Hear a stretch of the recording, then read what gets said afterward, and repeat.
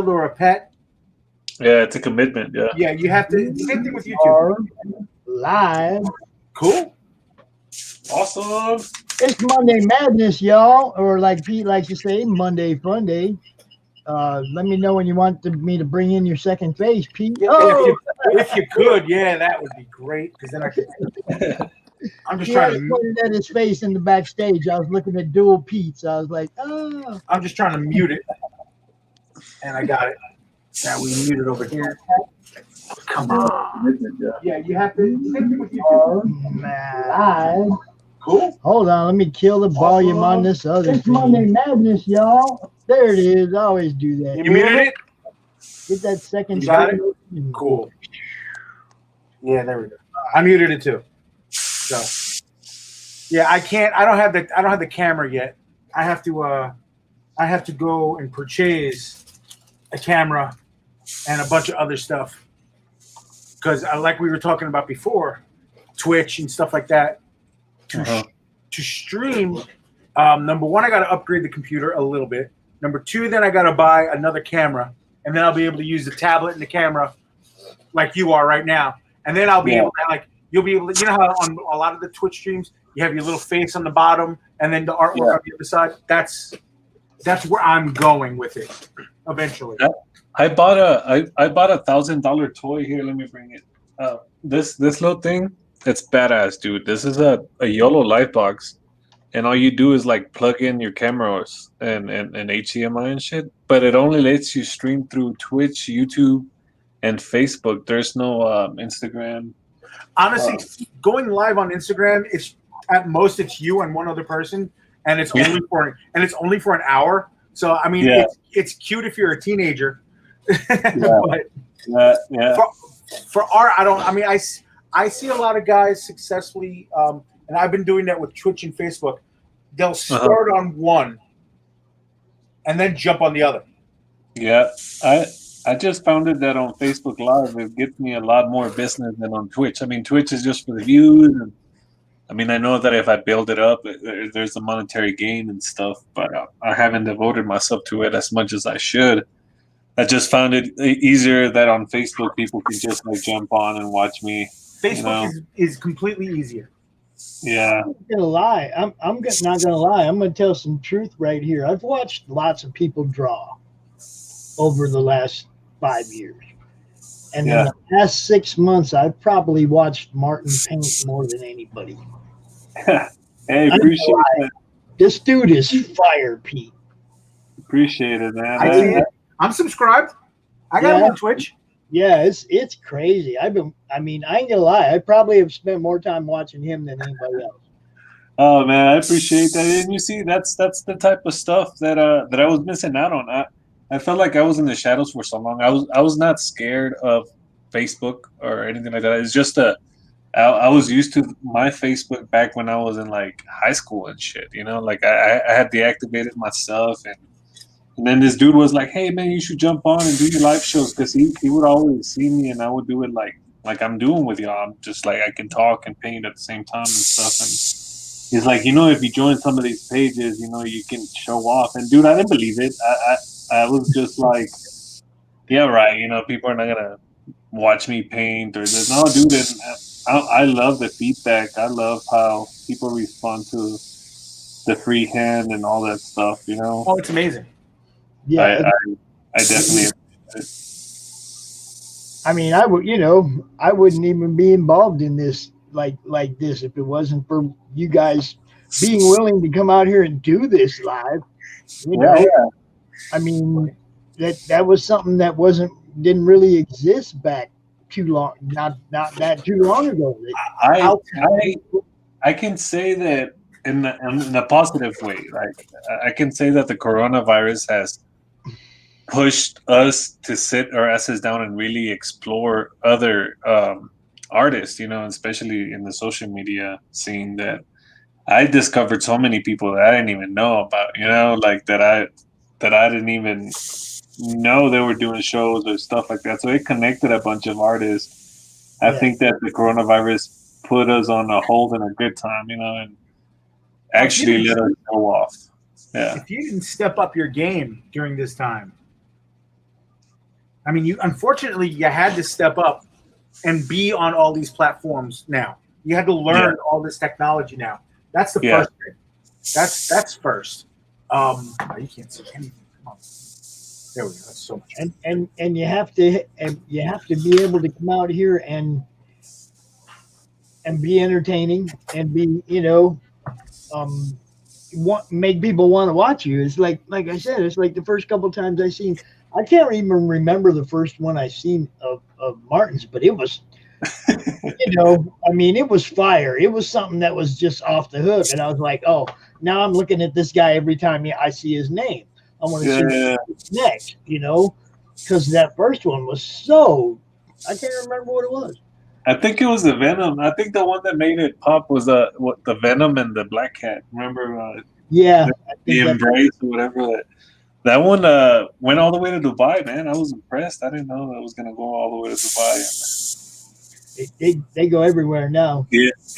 And that is the ultimate exposure, man. It's, if you do it right. I mean, Pete knows we've been doing this con thing for a while now, and it's about getting it out to as many different of these small groups and big groups that are interested in this stuff. And if they'll let us share it to their group, we share it to their group, because that's more exposure for everybody.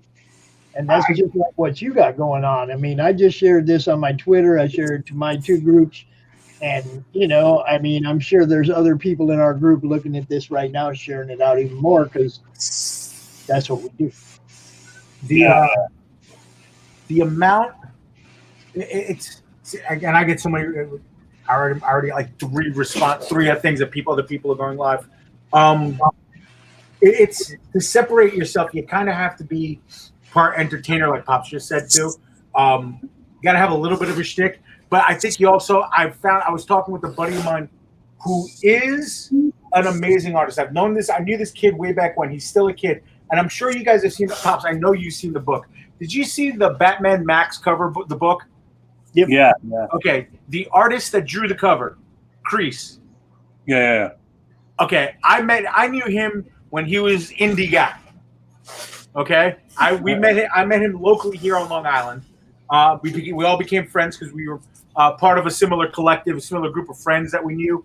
We just knew he was with the group that I knew I was pretty friendly with, that we did their show and stuff like that. Blah blah blah blah blah. I'm watching this kid work. Oh my god. And I joke with people all the time. And then he started working for Valiant and blah blah this and blah blah that, because you knew he was going somewhere. He wasn't going back to work a 9 to 5. This kid was going to draw for a living. He was just that talented. And I used to joke with people, and I would say this at kind of like it was really funny. I was with setting up at a bigger show here on Long Island, and there was a couple people. One of the promoters had walked around. The promoter was friendly with me because I brought him donuts that morning, so he was really friendly. And he introduced me to Sean Chen and somebody else who's local, but they're still decent names. And they're like, blah, blah, blah, blah. Well, who's your favorite artist right now, Pete? And I guess he was expecting me to kiss Sean Chen's ass, but I was like, Crease. And then the promoter who knew Crease also turned around and goes, yeah, you're right. And he's like, who's this? I'm like, come here. Like, I didn't even talk about, I could have took the opportunity and talked about myself, but I'm like, no. Go see what this guy's doing. This kid's line work will blow your mind.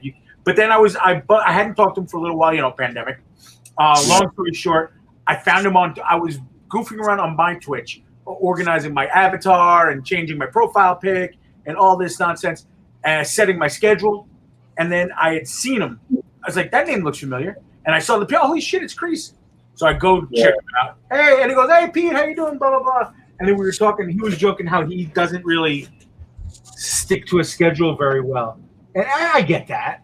Whatever. It's tough sometimes. But what I've been learning anyway, is the best thing for you is to at least, so people know to look for you at least one day, like whether Thursday at 8:30, I'm always on or something, so people at least know that much, because your loyal fans will look for you.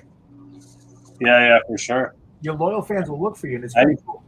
I get lost sometimes in the commissions just because, like, Oh, I bro. do work faster. I do work faster if I don't like conversate with other people and stuff. If I'm not live, my wife tells me, "Hey, maybe you should take some days and just knock a bunch of them off and then come back up."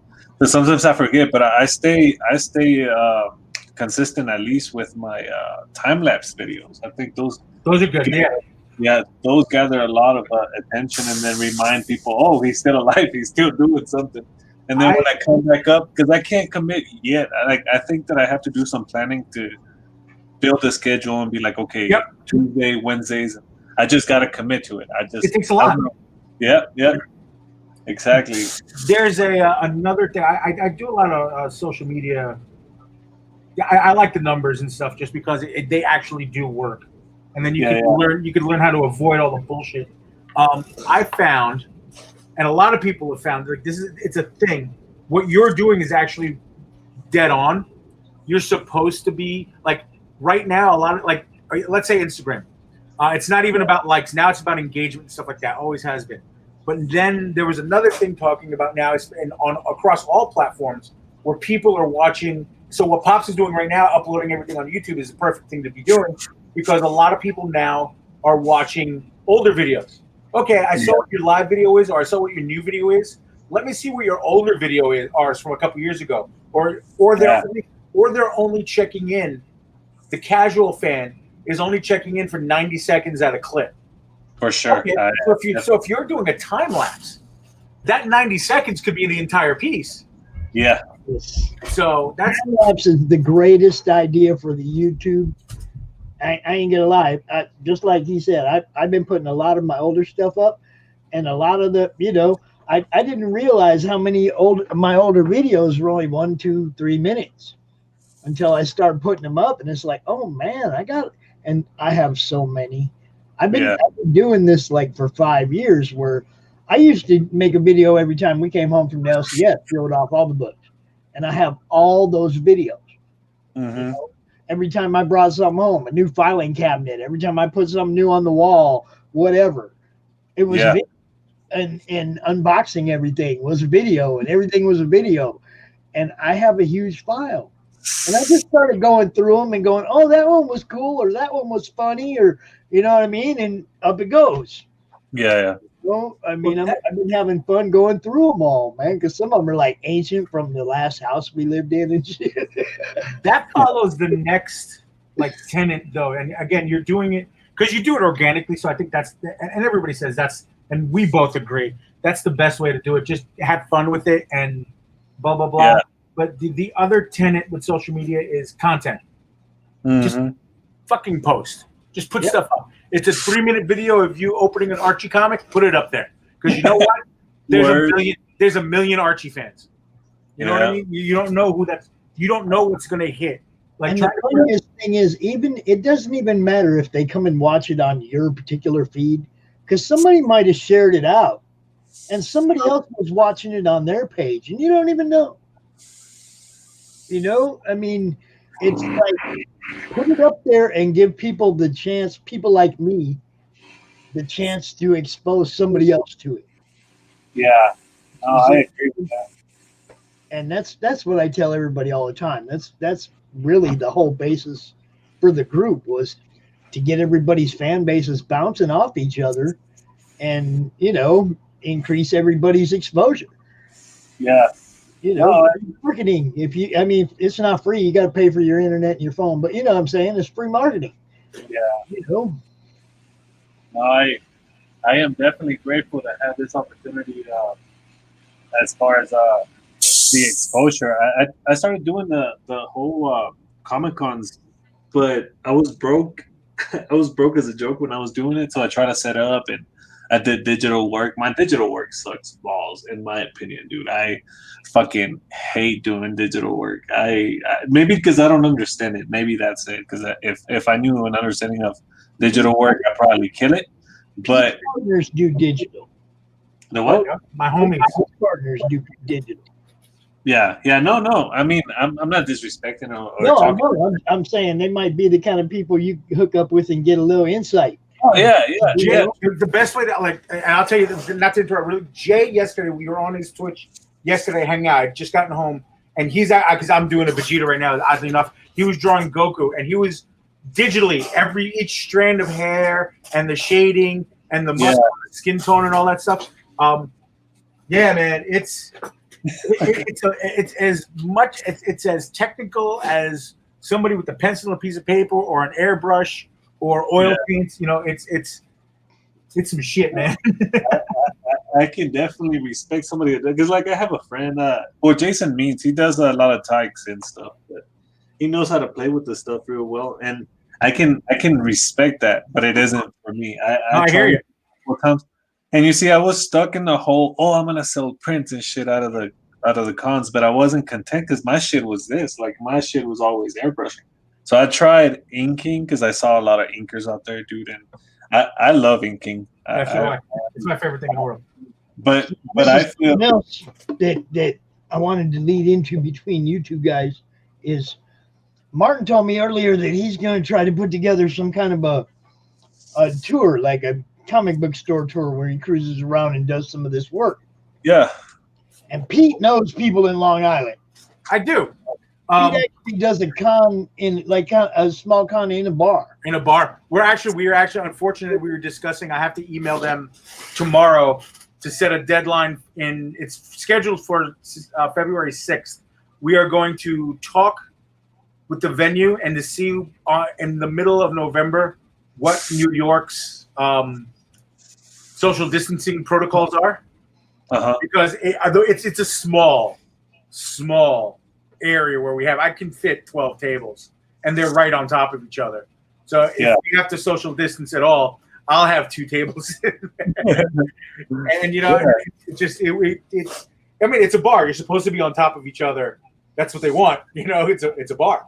So I don't think I'm going to be able to do that show in February. I really don't, unless everything disappears tomorrow. Yeah. It's tomorrow, November 4th. I don't care when it disappears. Let it disappear. Fuck yeah. I'll tell you what. I went and played golf today. And I'm in the car with my son. And you know me, I'm hitting my thing. And I he says, Dad, I got a cold again, man. He's like, and I was like, yeah, so what? You know, he tested positive a long time ago. And I try to tell people, it's like they've attached so many symptoms to this that every time somebody gets a runny nose, they start to freak out. And it's like, man, just live your lives, y'all, because you take just as much risk going out, getting in your car and driving down the street to get your cigarettes as you do, you know, getting close enough to somebody for a long enough period of time unprotected to actually contract COVID. I'm totally fine with that. My thing is this: if my name is attached as the name that's in charge and the name that's in insurance, I'm sorry, I want nothing to do with that. I get it. No, what I'm not saying everybody go to the bar. No, that's Florida. I'm saying you gotta live your life though. You gotta live your life with what's acceptable risk for you, right? Everybody has to live their life as to what is acceptable risk for them. Otherwise, we're all going to forget how to live life. True, but I mean, we just can't leave keep living it carelessness though. Like I believe that there's. I didn't say nothing about being careless. I said you got to figure out what your level of acceptable risk is. You know, I mean, there's people that don't have nobody at home that's infirm or that they're worried about bringing anything home to, and they want to go live. Oh, true. You know, and you can't tell them they're not allowed to go live because somebody might walk by them on the street or in the store. People are going to walk by people for the rest of their lives. This ain't going to go away like that, and people can't live like that. You know, nothing goes away once it comes. You know, they wouldn't need vaccines if stuff went away. Word. You know, so I mean, I think there was a lot, and I'm not saying it's not serious, but there was a lot of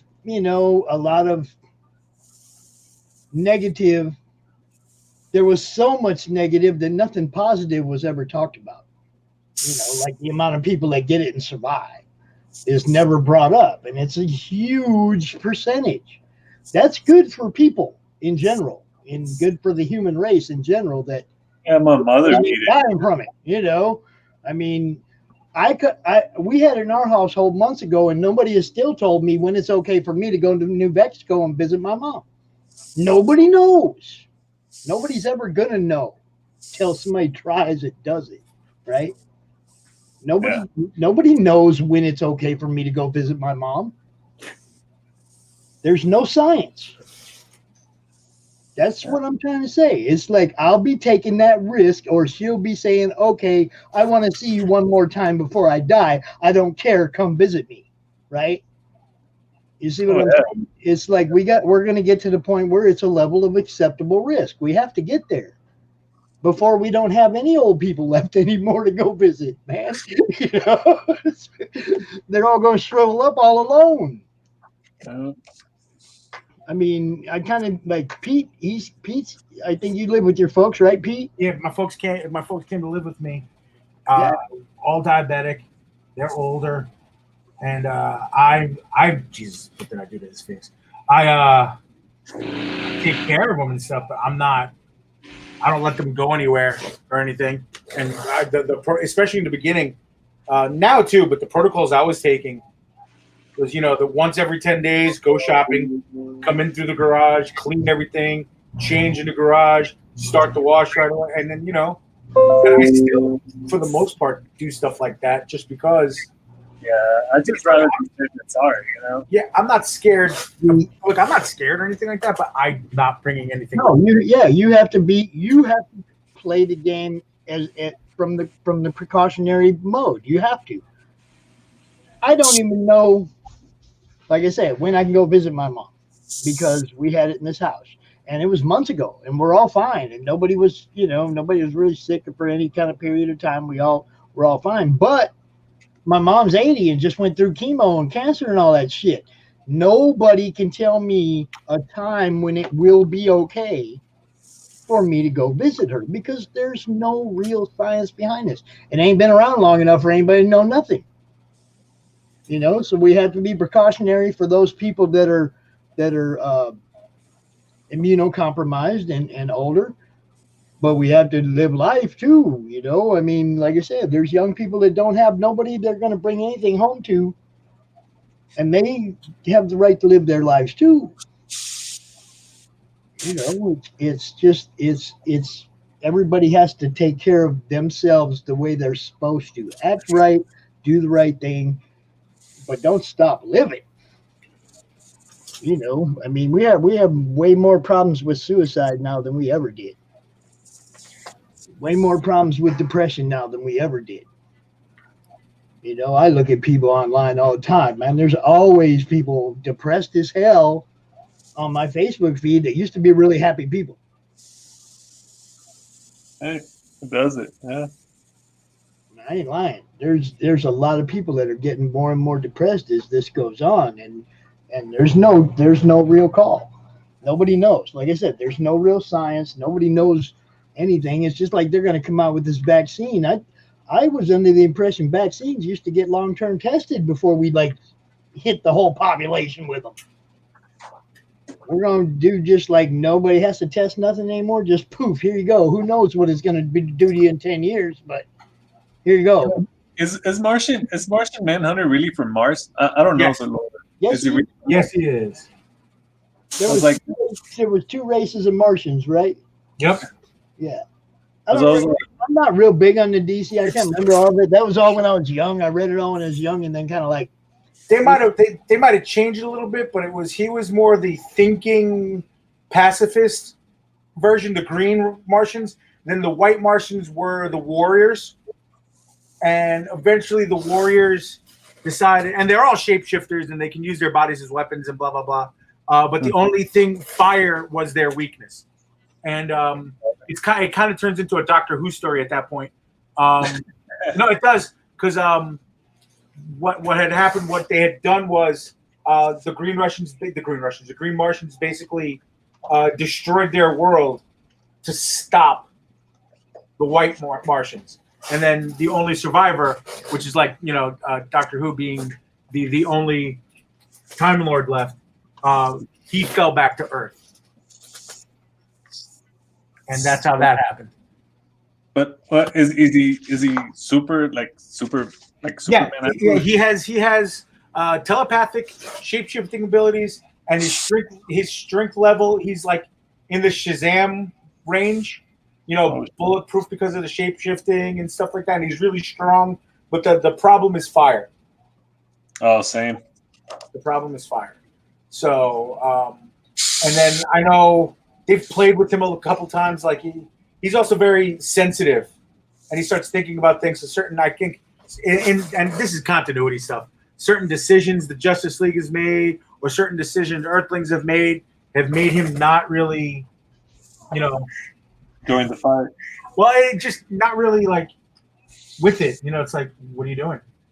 Like what are you doing? He's very, very sensitive and pensive about stuff like that. Perfect example of them messing. They mess with him too when they need to. Perfect example is Doomsday, Superman's death. During that time, because for the longest time, I don't know if it still is, Martian Manhunter was the only character that was in every incarnation of the Justice League. Now, it still holds true. There was a time when Blue Beetle and Booster Gold, I forget who else, Guy Gardner, and this character called Bloodwind were part of the Justice League. And nobody could figure out who Bloodwind was. And he was like Superman level and all this stuff. And Fire was on the team too. And all this stuff and blah, blah, blah.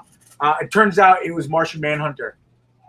He had disguised himself just to see, I don't know, because he was experimenting or whatever. But they did that so because he was at such a power level at the time with Superman, you couldn't have Superman fight Doomsday and not have this Martian guy with similar powers.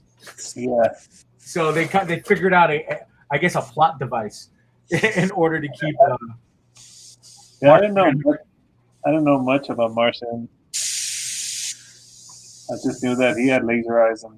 Yeah, no, he has a lot of similar abilities as Superman. Coming from Mars, fucking aliens, man. You know how that goes. Yeah.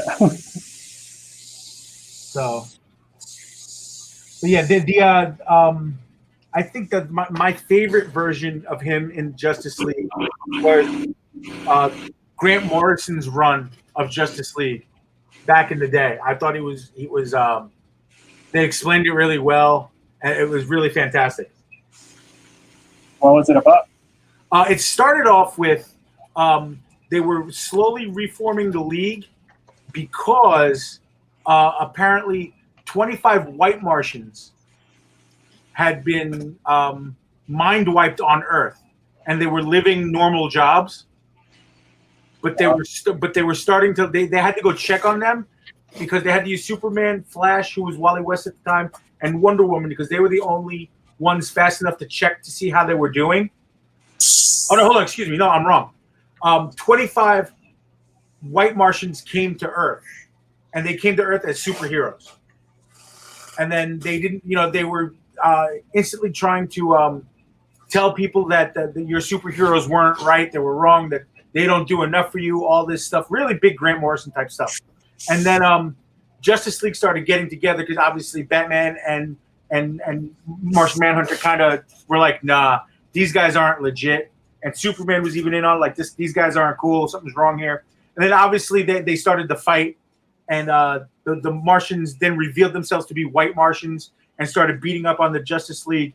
But what they took them to their one of their bases, but they misunderstood Batman, and they shot him. They shot him down in the Batplane, which was on fire. So they didn't go to the plane because it was on fire, and fire is not their thing. And then Batman, who knew their weaknesses, used it against them and started to free like Superman and Wonder Woman, who were held captive by the Martians. And they, at that point, then they mind wiped the Martians and they didn't want to kill them. Like it was Martian Manhunter, John Jones, who said, I can't kill them. It would be a genocide and blah, blah, blah. So he mind wiped them, and they all turned into basically regular humans doing regular jobs. Oh shit. Yeah, which is that's an homage to what the Fantastic Four did in Jack Kirby days with the Skrulls. They turned them into cows. They turned them into cows. If I'm right about that, right, Pops? Mhm. Back in the day, the FF turned the Skrulls into cows. This is like Jack Kirby first run of the Fantastic Four. So yeah, and then they decided that we need to get together again. We need to be the Justice League again to to defend humanity and defend the galaxy and all this stuff. And they went into that, and that's how Morrison's run went. Then they went into a really cool. They started messing with Darkseid and the New Gods and Lex Luthor and a whole bunch. They did that run of that book. And this is why I like it. I mentioned the Fantastic Four. I like comic books that are all cosmic and they make up the science, and you have to think about, like when Reed Richards starts talking about stuff, and they're just completely making that shit up. But it sounds all science-y and cosmic and all this stuff. I dig that shit. That's my favorite part of comic books. So that Justice League did that too. That's fucking awesome. They were all science-y and very comic booky, and it was cool, and I was happy with it. And I know a lot of people don't, but I adore Grant Morrison stuff. I just never, not that I'm not a fan, it's just I never got into the DC side of comic books. I recently, I think the one that did the turnaround was the first run of the Dark Knight Metal, whatever. Right. Yep. I started reading back more into the DC, and then I got into the Doomsday Clock. That was a pretty good one. And then Batman the White Knight or whatever. Yep. That was pretty good too. And I've always read it all. I always tell people in my beginning, like I say, without the Fantastic Four, if that hadn't happened, we wouldn't have comic books the way they are today. Oh, I feel you need that family. Sure. You need them. The comic books needs them. That's what I think. That's me personally. That's my belief.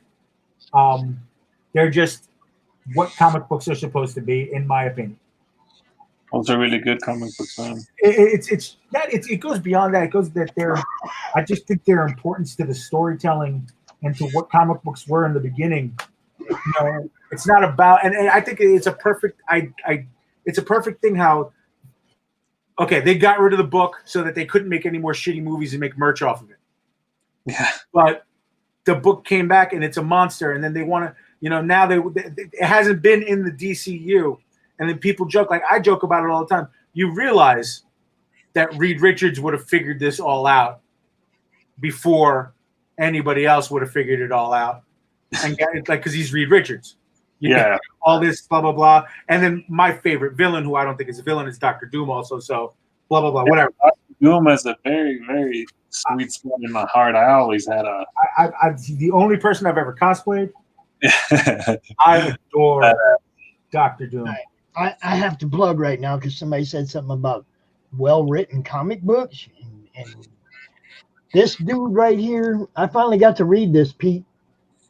Yeah. I finally got to read it, man. And I was like seriously impressed, Travis. Seriously impressed with the story, and I like where it's going. I got number 23 at 200 on the ash can. Woo! For just a mini review, because I'm not a spoiler guy, but I'm just saying this was freaking good. If you did not get in on Voodoo Nations when it comes around again, when they make it available with, I'm sure they will again make it available. Get in on that. I was seriously impressed, man. And it's like, anymore, it takes a lot to impress me. Now, Timothy Olsen, he's over there in the Facebook. And he said, how do you feel about the Silver Surfer and what was the best run of that character? And I think the original Surfer story is still the best Surfer story. Agreed. I was about to say the same thing. This, which is Mike Barron's version of Galactus and the Surfer, the Nexus novel.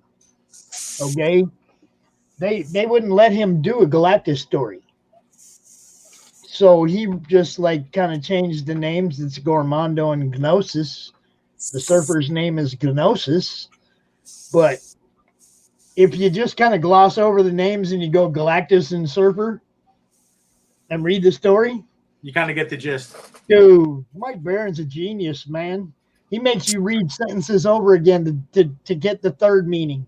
See, that's what I'm into. That's why I always went towards his books and went towards books like Fantastic Four and Silver Surfers and Doctor Strange, and that's why I think I went towards more the DC books because all the New God stuff and the Legion stuff, you had to read it 6 or 7 or 8 times because you just missed stuff. Like I'll make Pops feel better.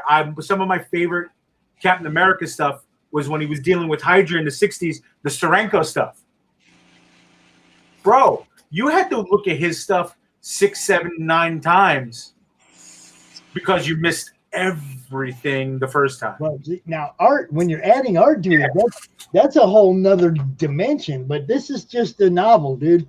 This is just words. You got to make up your own pictures reading this. But like I said, when you know it was based on Galactus and the Surfer, you have your basis for your character look. You know, you already know what Nexus looks like. Now it's putting the visual to the heads and to all the different races that live on the planet, you know, where Nexus lives or rules. And dude, there's some stuff that just flat out make you laugh. And I think that's a trademark of Mike Barron. He wants to make you laugh, you know. And it's like I've caught myself a few times reading a sentence over and going, okay, and then reading it the third time and going, okay, because there was 3 meanings in those 8 words, you know. The magic of fucking writing, dude. The magic of well, Mike Barron is completely just. It's not even funny.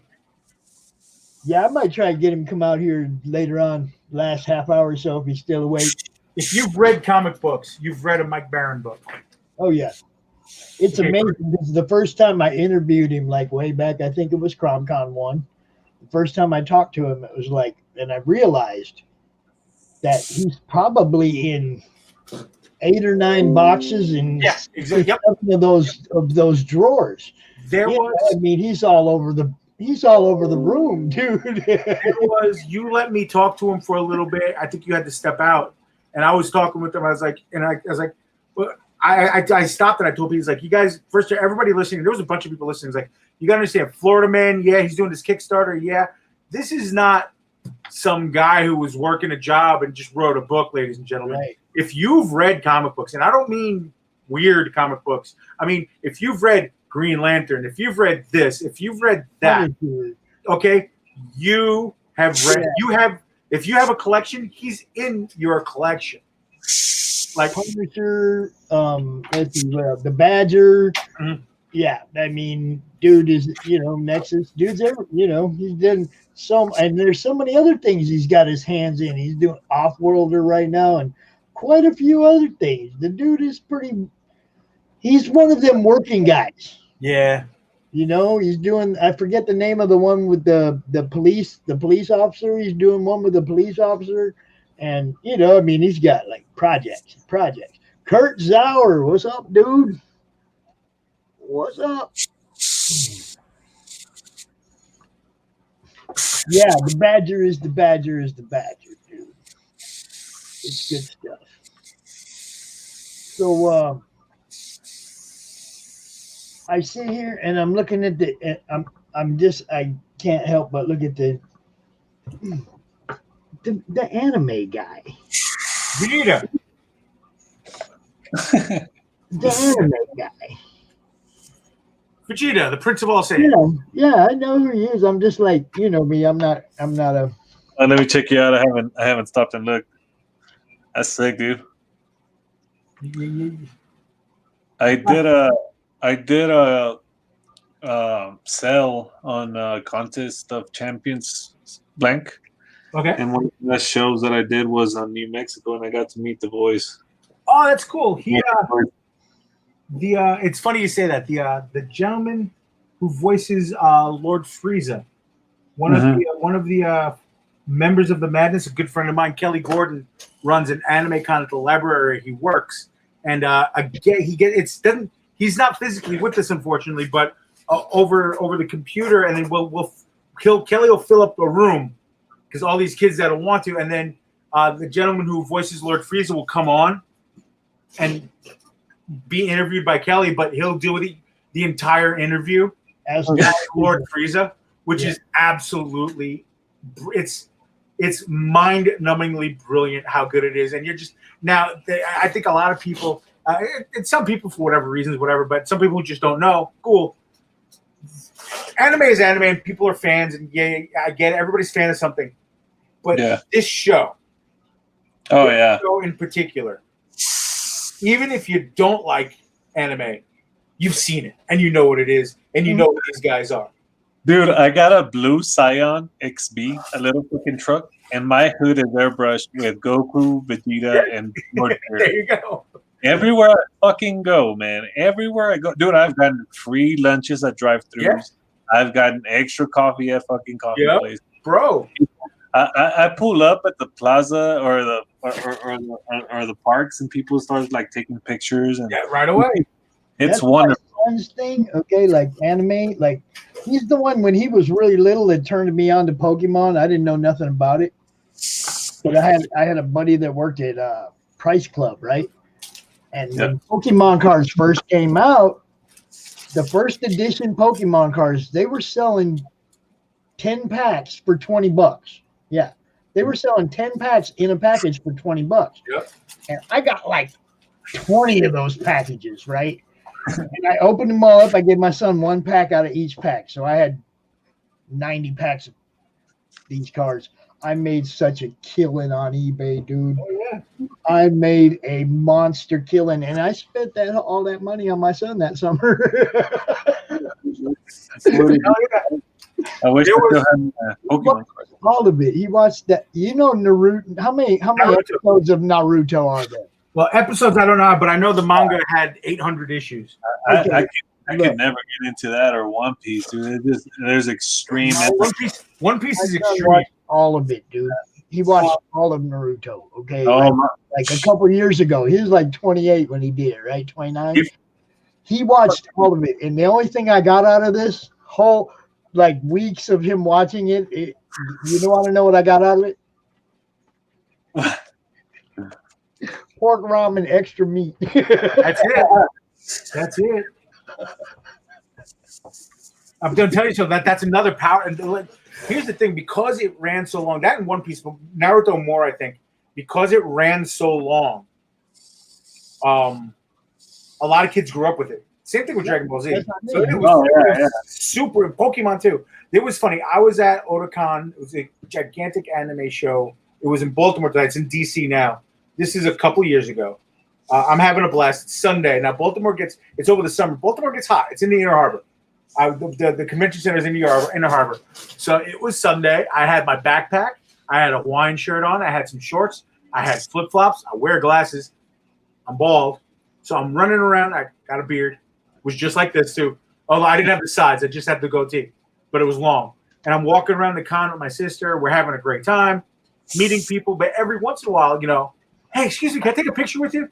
Sure. Excuse me, can I take a picture with you? Sure. For like 2 hours, 3 hours now. So I'm thinking, okay, maybe it's part of because if you ever heard or gone, anime cons, there's a lot of scavenger hunts. So probably one of the scavenger hunts is take a picture with the guy with the beard, or take a picture of a fat guy, or take a picture of a bald guy, or there's something that's part of the scavenger hunt that I'm on it, and my type is on it, I figured. Whatever. So halfway through the day, I'm just walking. Again, we're talking about something. We're in the dealer's room, which is gigantic. And I think we were by the Aniplex booth. And it was when Kill la Kill was a big popular thing. And this Goku cosplayer comes running running over at me. It's like, excuse me, Master Roshi, can I take a picture with you? What the fuck? And then I'm blank. And then I think it was my sister or somebody we were with. He goes, they look at me, they look up and down at my street clothes that I'm wearing, and they go, yeah. That's yeah. I'm like, all right, yeah, go ahead, kid. Yeah, let's. Dude, anime cons are the shit. The absolute shit. They're my favorite cons. I've watched so much anime because of course I know Dragon Ball and I know some other ones, but I've watched some horror ones that people suggest me. I've watched some extreme pervy ones, and like I've watched some fucked up ones. I've watched some fun ones. Another. Yeah, I think the very first anime that I watched was Sailor Moon as a kid, and I grew up in Mexico, so this was in English, and I didn't know what the fuck was going on. But it was back when there were sailors, like there were actual sailors, and they turned into fucking girls. It like now it fucks me up more in the head because it's like, what the hell was I watching? You know, back then it didn't click. Like I was just like, oh, lights and fighting and shit, like you know. Yeah. And then after that, it was Saint Seiya. I watched Saint Seiya for a good minute, and I enjoyed the hell out of that. And then I discovered Dragon Ball Z. Now, Dragon Ball Z, I watched until a good period of time, and then I fell off until I started doing cons, and people started wearing this blue and pink hair. I was like, what the fuck is going on here? I was like, Goku is like, why are these guys wearing bootleg hats? That's what I was thinking. Like, they're wearing bootleg fucking. No, they have upped the game. Yeah, no. And then people are like, oh, you haven't watched Super? I was like, Super? What the hell is Super? Dude, I got into Super with my 35-year-old friend, and we would watch it as we were 8, 9 years old. We were like, whoa! Yeah. Like, get crunk. Like, I was just a kid again. And I think that's what anime brings out of us. Like, the whole feeling of, like, coming home after school. Mm-hmm. Sitting down and see who wins, or see if they're gonna fight for another 3-4 episodes, you know? or 19 episodes. I tell people that because I like I said, before everything I was probably getting ready to do like 35, 40 cons a year. Yeah. Anime cons are my absolute favorite things in the world.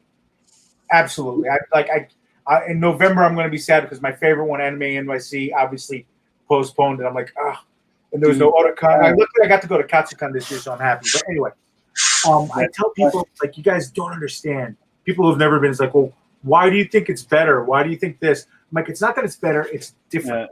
Yeah, it's like, what do you mean? The energy, the vibe is so togetherness. People like, give me an explanation. I'm like, perfect explanation. I remember walking into a show. It was Anime Next in New Jersey. And then let's say you're with a group of friends, 5 of you. Couple cosplay, couple didn't, but no group thing. So let's say you're a character from Attack on Titan. We'll just pick that out because everybody knows what it is right now. Okay. Yeah. All of a sudden, what'll happen is out of nowhere, some girl will scream your character's name, and then 5 more Attack on Titan cosplayers will come running out, and then you'll look and do the math real quick and realize, oh shit, they're missing her character, and your friend is now with them, gone. Yeah. They're friends now. And this, that, the other thing, but then you'll all meet up later, and then you'll all be friends, and you'll all be hanging out, and then you'll all go eat or something, or go to the next panel, and blah blah blah, and it's all friends. And then next thing you know, you go find them, and there's 200. And dude, the fandom, the hype is so real. Like people are extreme. It is crazy because like you would expect like some kind of violence. Because the hype is so real, like they take it to the next level, but it's not. It's just straight fucking like just hardcore fandom. Let me tell you. Let me explain to you what this. Now, before they moved to Atlantic City, Anime Next was in the middle of these 5 hotels, so I had a lot of grass and a lake and stuff. So behind one of the hotels, are you familiar with the anime Haikyuu? Yeah. The volleyball anime. Yeah. Okay? Kids in high school playing volleyball. So the Haikyuu cosplayers at the beginning of the con will go into this area and set up a regulation volleyball net. And the hotel doesn't care. Whatever. Go ahead. They set up a regulation volleyball field. And people are hanging out, playing volleyball all day, having a great time. Whatever.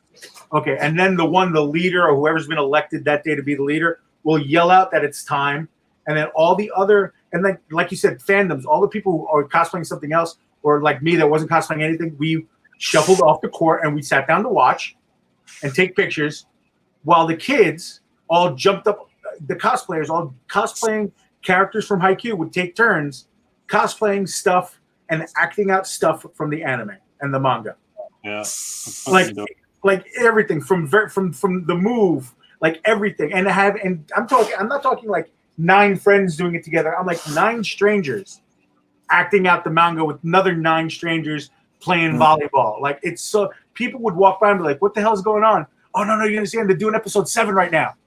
Yeah, And I'm like, this is great. And then I sat there and I'm thinking to myself, wow, as much as I love it, this would never happen at New York Comic Con. This would never happen at San Diego. But that's why they're awesome, because you can go to all of these things and experience all these different things. And I think that's the coolest part out of all of them. I think out of everything, that you can experience all these things. Yeah, I enjoy. Oh my god! Yeah, I have so much. Like I always learn something new. Yeah. I haven't, like I said, I think I've done shows for the past 5 years, I think. And like I said, I didn't finish telling you, I wasn't doing this at shows. You know how they charge extra for electricity and all that shit. Oh no, forget about it. Yeah, Comic Con wants like $500 for electricity. Yeah, so I was broke and I wanted to step out and stuff, and I was just doing inks and markers, just whatever. That's what I do at shows. Yeah. But this last year, I decided to go balls out, and I was like, "Hey, man, fuck it, I'm gonna invest in this electricity, dude." And I think I met Rob Pryor. Rob Pryor, and he was doing his thing, and I met him, and he was like, I was just impressed because this was the first time, and I was very new to the game, and he's like, "Dude, what the hell? Like you're doing this? How come you're not like up front?" Because I was on some like corner booth, like again, very new to the game. Right. Very new to the game. But now that I'm packed up and doing what I'm doing, I can't wait to do shows and do live paintings and stuff like that, live music and interact with people. It's something that I miss so much, man. Absolutely. I was at least doing one a month, because I had a job. I had a job back then. I used to work at a vape shop. This ridiculous job, but I got out of it and I decided to set my foot. Bartend, bro. I hear you. Yeah, and I just decided to just, if it isn't gonna be art, then my life is pointless, because I got this talent and God wants me to do something with my art, So I decided to just drop everything and just fucking live the dream, and that's what I've been doing, man. So my wife has had to remind me, because sometimes I stress, and it's not about stressing. Like I know there's deadlines, and I know people want their stuff done or whatever, but it's mostly me having fun. It's got to be about me having fun. The finished work is gonna be worth it because I had fun. You know what I mean? Yep, I know exactly. I'm definitely getting to learn my own self as an artist. The commission's gonna get there, but if I have to phone it in, it's not worth it. Yeah, like if you call, like I get it. Like I get if it's a birthday thing, like okay, you have to finish it by this. That's cool. But if you call me or you hit me up and be like, hey, when are you gonna start mine, or when are you gonna do this? Like just chill. I got you. I post. I'm not gonna ghost you or whatever. And then I love when people give me commissions. They're just like, yeah, hey, just whatever you want to do. Take your time. Let me know when it's done. I got. I know exactly what you're talking about, because it's now that my job is closed down, I am full-time artist again.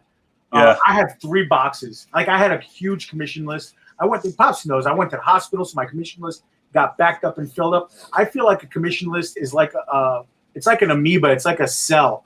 It's like, okay, I have this list, but you'll add somebody who you need to do first because they're on a deadline. Like our friend Danny, who works over at the Collective in Florida, he needed something by the first week of October because it was for his grandfather's birthday. Well, that went to the top of the list, I got some other books for some friends who was like, yeah, don't worry about it. We don't need ours till the holidays. I'm like, okay, cool.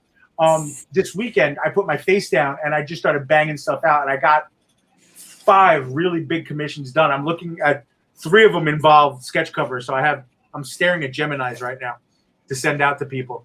And that's a great feeling. But it's like, okay, I want more. No, Like I want more. the thing that with me is just that I feel like every time I paint something, it sells really quick, which that's not a problem. Like I love that my work sells and stuff, but I don't have anything to show at the end. At the end, when people's like, whenever I go to I don't know, comic book stores, and it's like, hey, yeah, man, bring some of your stuff, and I'm like, fuck, everything is gone. You know, I don't have anything, so I decided. I wish I had that problem. I have a ton of stuff. I My problem is, and I wish I could. I guess I could kind of show. I'll use the art cam really fast. It's hard to tell, but that's the painting corner. Yeah, That's the painting corner. And those are all canvases and stuff that I have to finish and stuff like that. More canvases and shit that I have to finish. Then you flip over, and I know it's dark and it's tough to see. That's where the drawing and all the stuff goes on over there. And then you can see the light and then the desktop kind of thing going on over here. That's when all the digital stuff and all the social media. Like I basically sleep in my studio. I turned my bedroom into a fully working studio because I had to. this is mine. Look, it's like a little corner. This is a door right there, and you step in, and it's just like my wife's stuff in the corner. And I have my little spinning thing over here. I was watching that before. Oh, you got the Batman Blue, you bastard! Yeah. Well, that's a commission as well. My guy sold out. My cover guy sold out. Venom right there. You bastard. Bro, I was trying to get that for the longest time, but my guy sold out. Yeah, I got a few goodies. I got a few. I got the Killer Instinct right there. I got I one I can't wait to do. I got a Judge Dredd, which I'm thinking Judge Death. Okay, so listen. How many of those Judge Dredds do you have? Just one. I've been trying to find a Judge Dredd. Judge Dredd is my boy. Dude. Check this out, Pete. I have a very rare blank of The Crew #1, which, The Crew #2 is the book that Pop's first cameo ever appeared in. Yes, sir. So I have a blank from The Crew #1. That's pretty cool. And I'm waiting until later on in the story when Pops is a little bit more in the story, and then I'm going to do a cover with Pops on it. That's cool. That's cool. I just got, what did I just get? I was just speaking with him not even 10 minutes before I came on with you. David Sumi. Somebody, I keep pronouncing his name wrong. Okay. Whatchamacallit, we were talking, and then he's going to send me a couple of copies of Return to Sender, his book, to do blanks on. I love doing blanks of indie books. Yeah. A couple others I did. I got to talk to a couple other guys. There's not very many of them. That's why I like to get my hands on the blank indie books just because there's not very many. No, there's not. 30, I was super excited last week in the mail. During CrimeCon when we had William Quinton on, he was talking about 47 Furious Tales, and they had to do the second print. He was talking about it, and he gave us the link for it. While he was talking, I actually bought it. Yeah. Because I missed out on the first run, and I didn't want to miss out on this, and I don't want to miss out on the Kickstarter because it's amazing. I'm like, goddamn, if any book. Did you guys get your hands on some of those glossy Spider-Man covers everybody's talking about? No, because I won't. I don't want to waste my money because you can't draw it. No, but I can't. No, I'm looking for some because I can actually paint on those. It's a badass looking cover. Yeah, I bet it's good paint on them, huh? How well does that glossy shit hold the paint, though? Well, if you put a fixative on it, it should be fine, right? Yeah, that's what I do, and I clear it. So. All right, I was about to say, once you clear coat it, it should be fine. See, I'm no artist. You guys know that. I don't know shit about it. So everything you say is learning for Pops. Well, that was the first thing I thought when I saw it. I was like, well, you could draw. I mean, because what I did, like, people look, there's a couple covers I had. I can't go get them right now. Actually, you know what? I do have one that I did it with here with me. I'll take it out of here. I did, and I'll hold it up. I did this G.I. Joe. That's sick. with Baroness on it. And then if you look, she's over where it says Cobra World Order, but it just wasn't. I didn't just draw over that. What I ended up doing, and you can't tell, you can feel it if you touch it. What I ended up doing was I took a really fine sandpaper and I sanded off the red ink in the Cobra. Yeah. I just sanded it off a little bit and was able to. Then I was able to get so the ink would hold. My ink would hold in the paper a little bit better. You know. Yeah. So I started doing that. I forget who it was turned me on to using acrylics on sketch covers. That's a beauty. That's a beauty with the airbrush. You know, you can just see how it went over that A. Yep, that looks fantastic. Give me 1 second. Let's see if I can find it. I just did you see this one, Pops? Yeah. Dude, every time I see one of your streams, like I said, you got me for 10 minutes at least just going. Yeah, I got a Venom here too. Just looking at the screen, man, because you kill it, man. The Venom, it's pretty sick right here too. Yeah, I can't wait. I have a bunch of the Spider-Man and hold up, let me make that big. Hold up. I have a couple of the death metal blacks. Let me look. I'm gonna jump on those with some acrylic and have some fun with those. Like, jeez, that's sweet, man.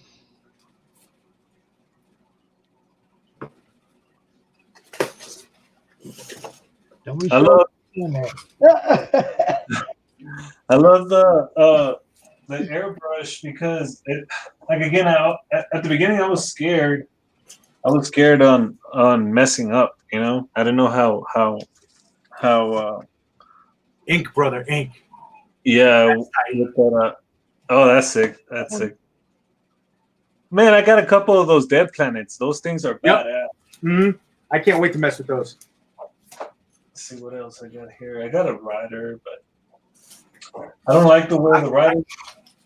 I got a bunch of the Ghost Riders too. I think I'm just gonna paint on them. I recently finished this one right here too. Oh, I like that one a lot. The Dimitri and Trinity. This dude collects nothing but Alex Ross's poses, I guess, and he had me do the matching set of Darkstalkers and Street Fighter. That's pretty cool. So there's Morrigan and Evil Ryu, and the other one is Dimitri and Chun-Li. So it was pretty cool little set. That's pretty cool. I've been wanting to do a Kuma for a while. See, I went exactly the other way. For Halloween, he wanted Meeseeks. We decided Meeseeks was going to be Leatherface from Texas Chainsaw Massacre. Oh, that's dope. So I put Jerry's face on Meeseeks, and I was just That's fucking crazy. Well, that's what I love about covers. It's like he's like, well, what should we do? Blah blah blah. I'm like, you can do whatever you want on a cover, bro. Like whatever you want. The cover is just your imagination is what's going to hold you back. Like, let's see if I can find it without. Yeah, I just finished this with my buddy Chad. He's in the madness. Let's take it out. This was fun. He said, I need Spawn versus Cerebus. I'm like, wow, I got to figure that out. So it took me a minute, but I got it. That sounds crazy. It really was, but I figured it out. Oh, dude. Hold on. I saw that. What was it? A couple of days? 2 days ago? I did a live a couple of days ago with it. Yep. That's sick. Hold on, I think somebody's knocking on my door. I'll be right back. That is badass, dude. I saw that. So I finished that, sending that out.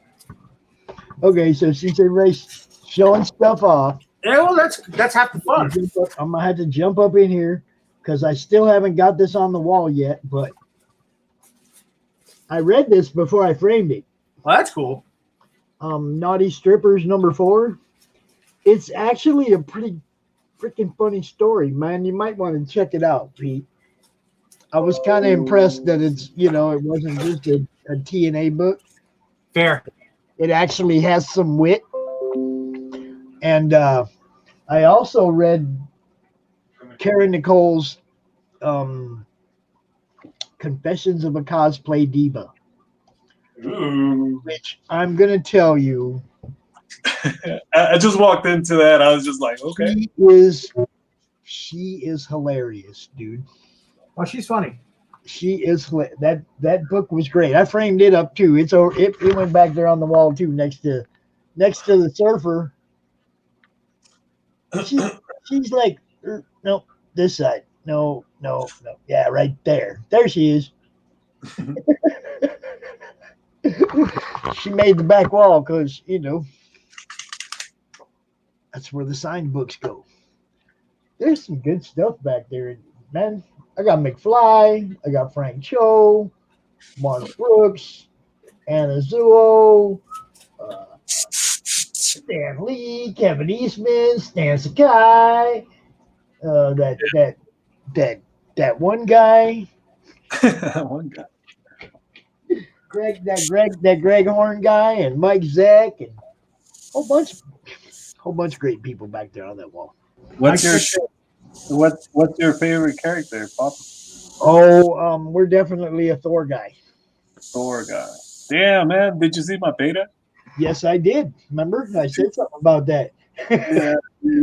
I that one sold really quick. It surprised me. But if you had to choose a version of Thor, which is your Thor? Well, I'm a Simonson guy, so What was it? I didn't hear that. What? I'm a Walt Simonson guy, so his any version of Thor that Walt Simonson drew is like the way I like it.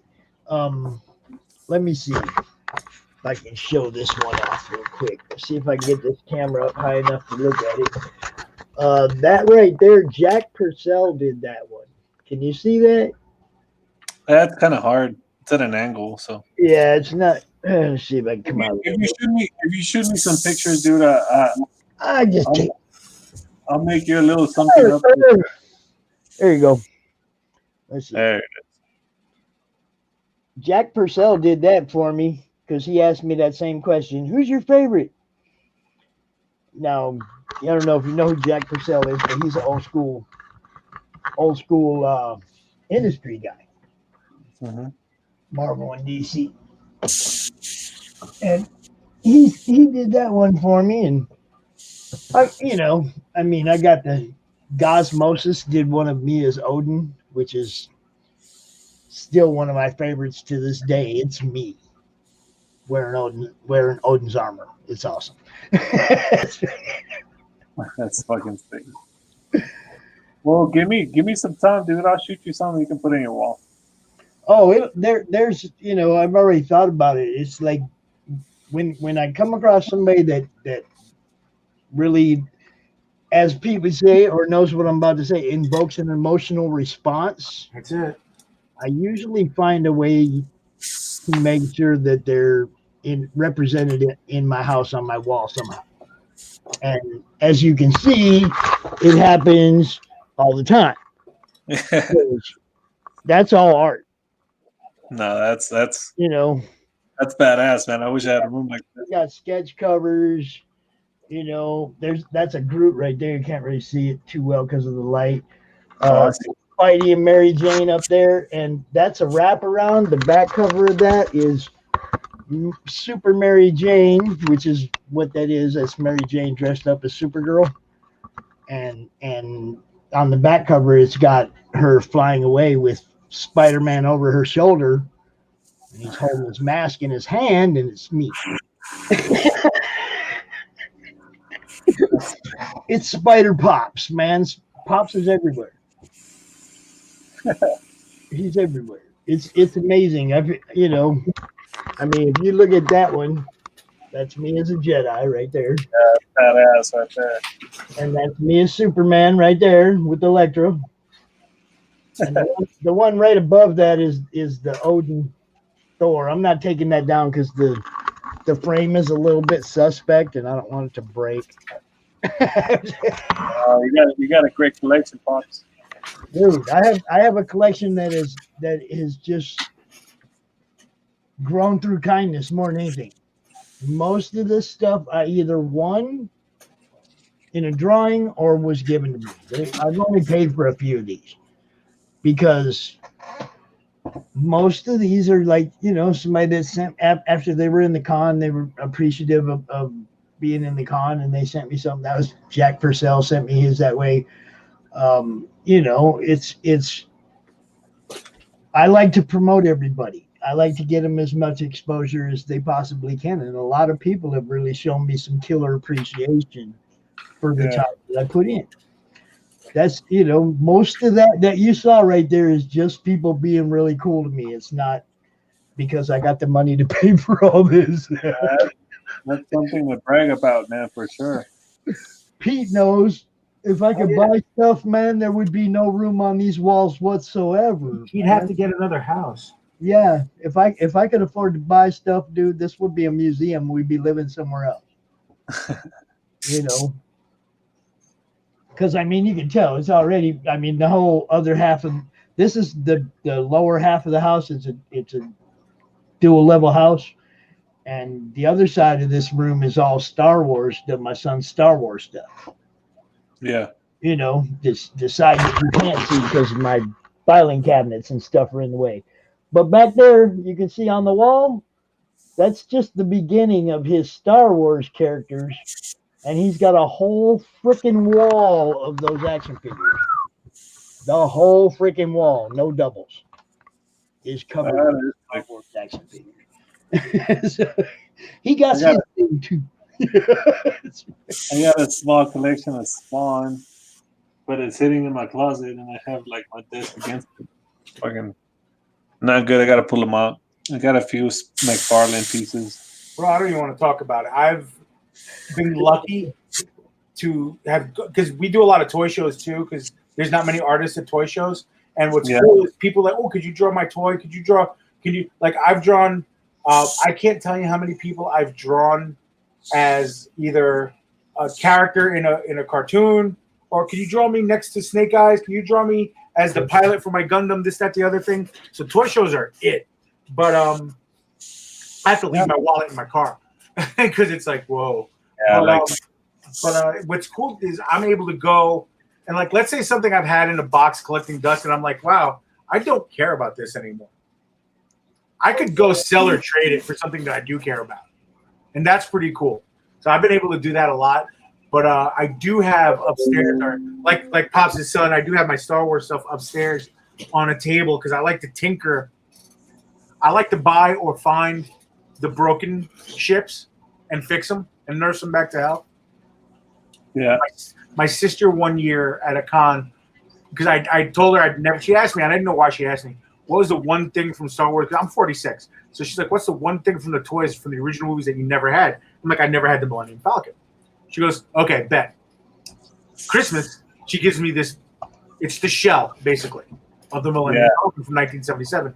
Her fiance's like, he's going to hate it. Oh, my God, why would you do that to him? It's my favorite thing in the world. Yeah. And probably it took me about a year, but slowly but surely, I have like 2 less things to put together on it. And it's back.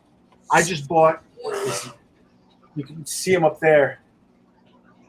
Let me see. Hold on. The walker that's up there. Hold up. What we got here? Oh, sick. Oh. There's a walker up there with the horse and Skeletor riding it. That's actually, Pops will appreciate that. That's the original album, by the way. Destroy. Just a couple other things. Oh, that's definitely a Tonka truck from the 70s. Dude, those are the best. I had one. I had tons of them. Oh my God. And then we were talking about Dragon Ball Z. Oh yeah, let me show you my set real quick, dude. That's my Gundam wall of failure. Here, let me switch. I got a wall of failure. Fuck, it's not bright enough. Here, let me turn on the light real quick.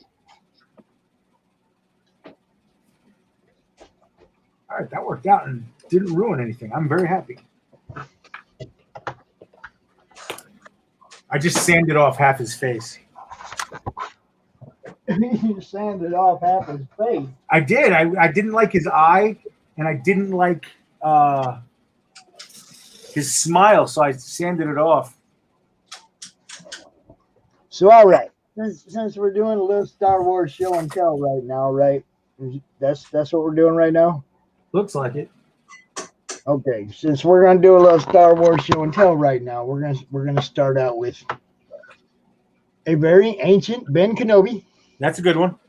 Very ancient one. Yes. We have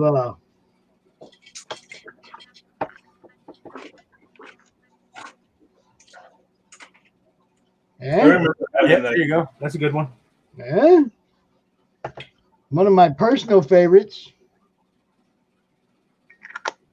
That Another good one.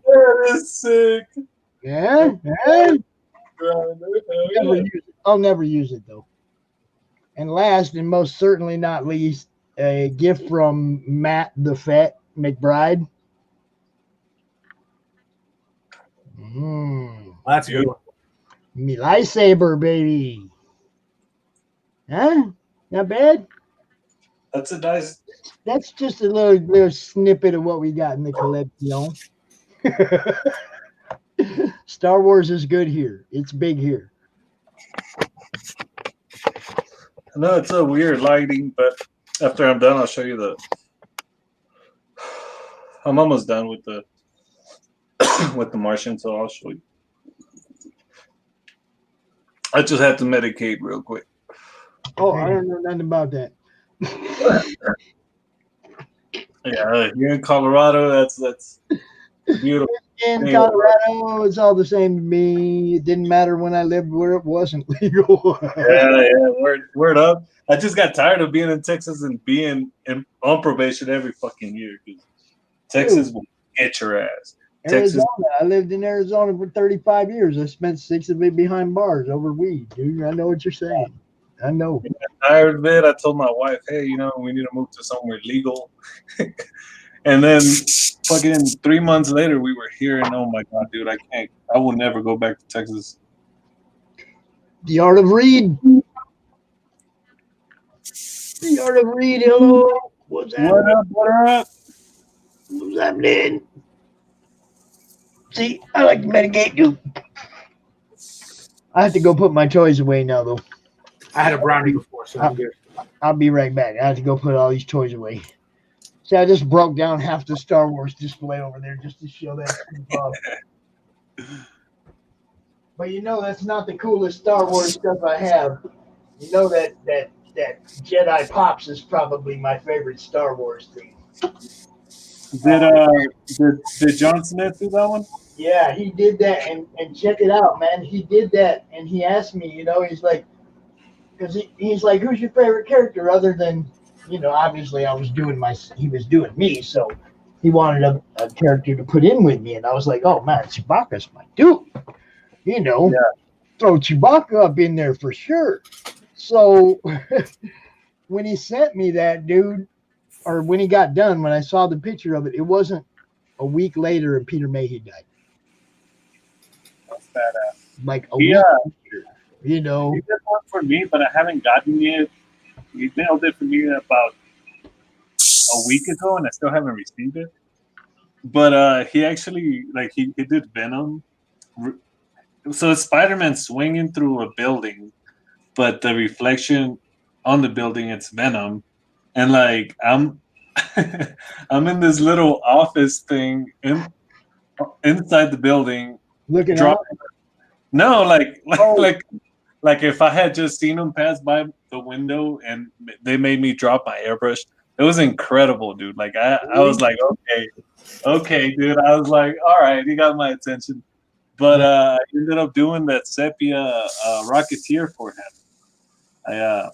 Because he showed me some love on that thing. I was like, all right, dude, you want me to step on my game for that? I got you. He's a really cool artist, dude. I love his little style. Shit, I wasn't looking at the chat at all. I didn't see Christy was in here. I gotta send her that demon bitch thing that I drew.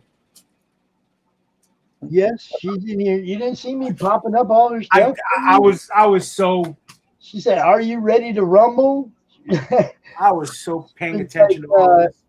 Hey, Pops, Peter, and Senor Zavala. Hey. I wasn't paying any kind of attention. She said, "Fuckator is the best comic series ever made." prison pit is pretty rad too. Then she took a shot at you, Pete. It's true though. I like that Senor Zavala. I think I'm gonna start using that. That's pretty cool. Senor Here's the Zavala. thing though. In all pop culture, you will find no more loyal husband than Vegeta.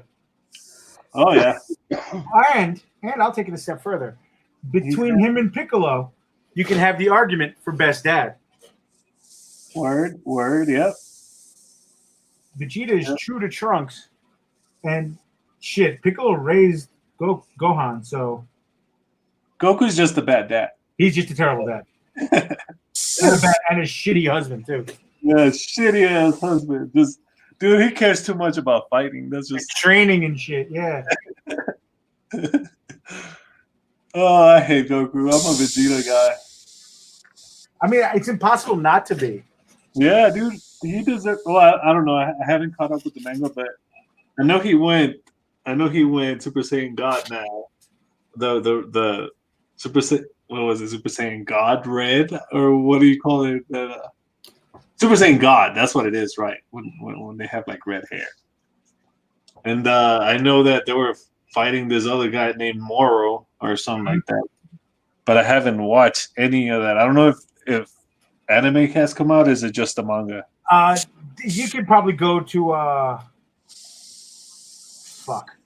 Funimation and check it out, or you could find it. It's there. Oh, so there's actual episodes in that? I believe there's episodes. Oh, okay.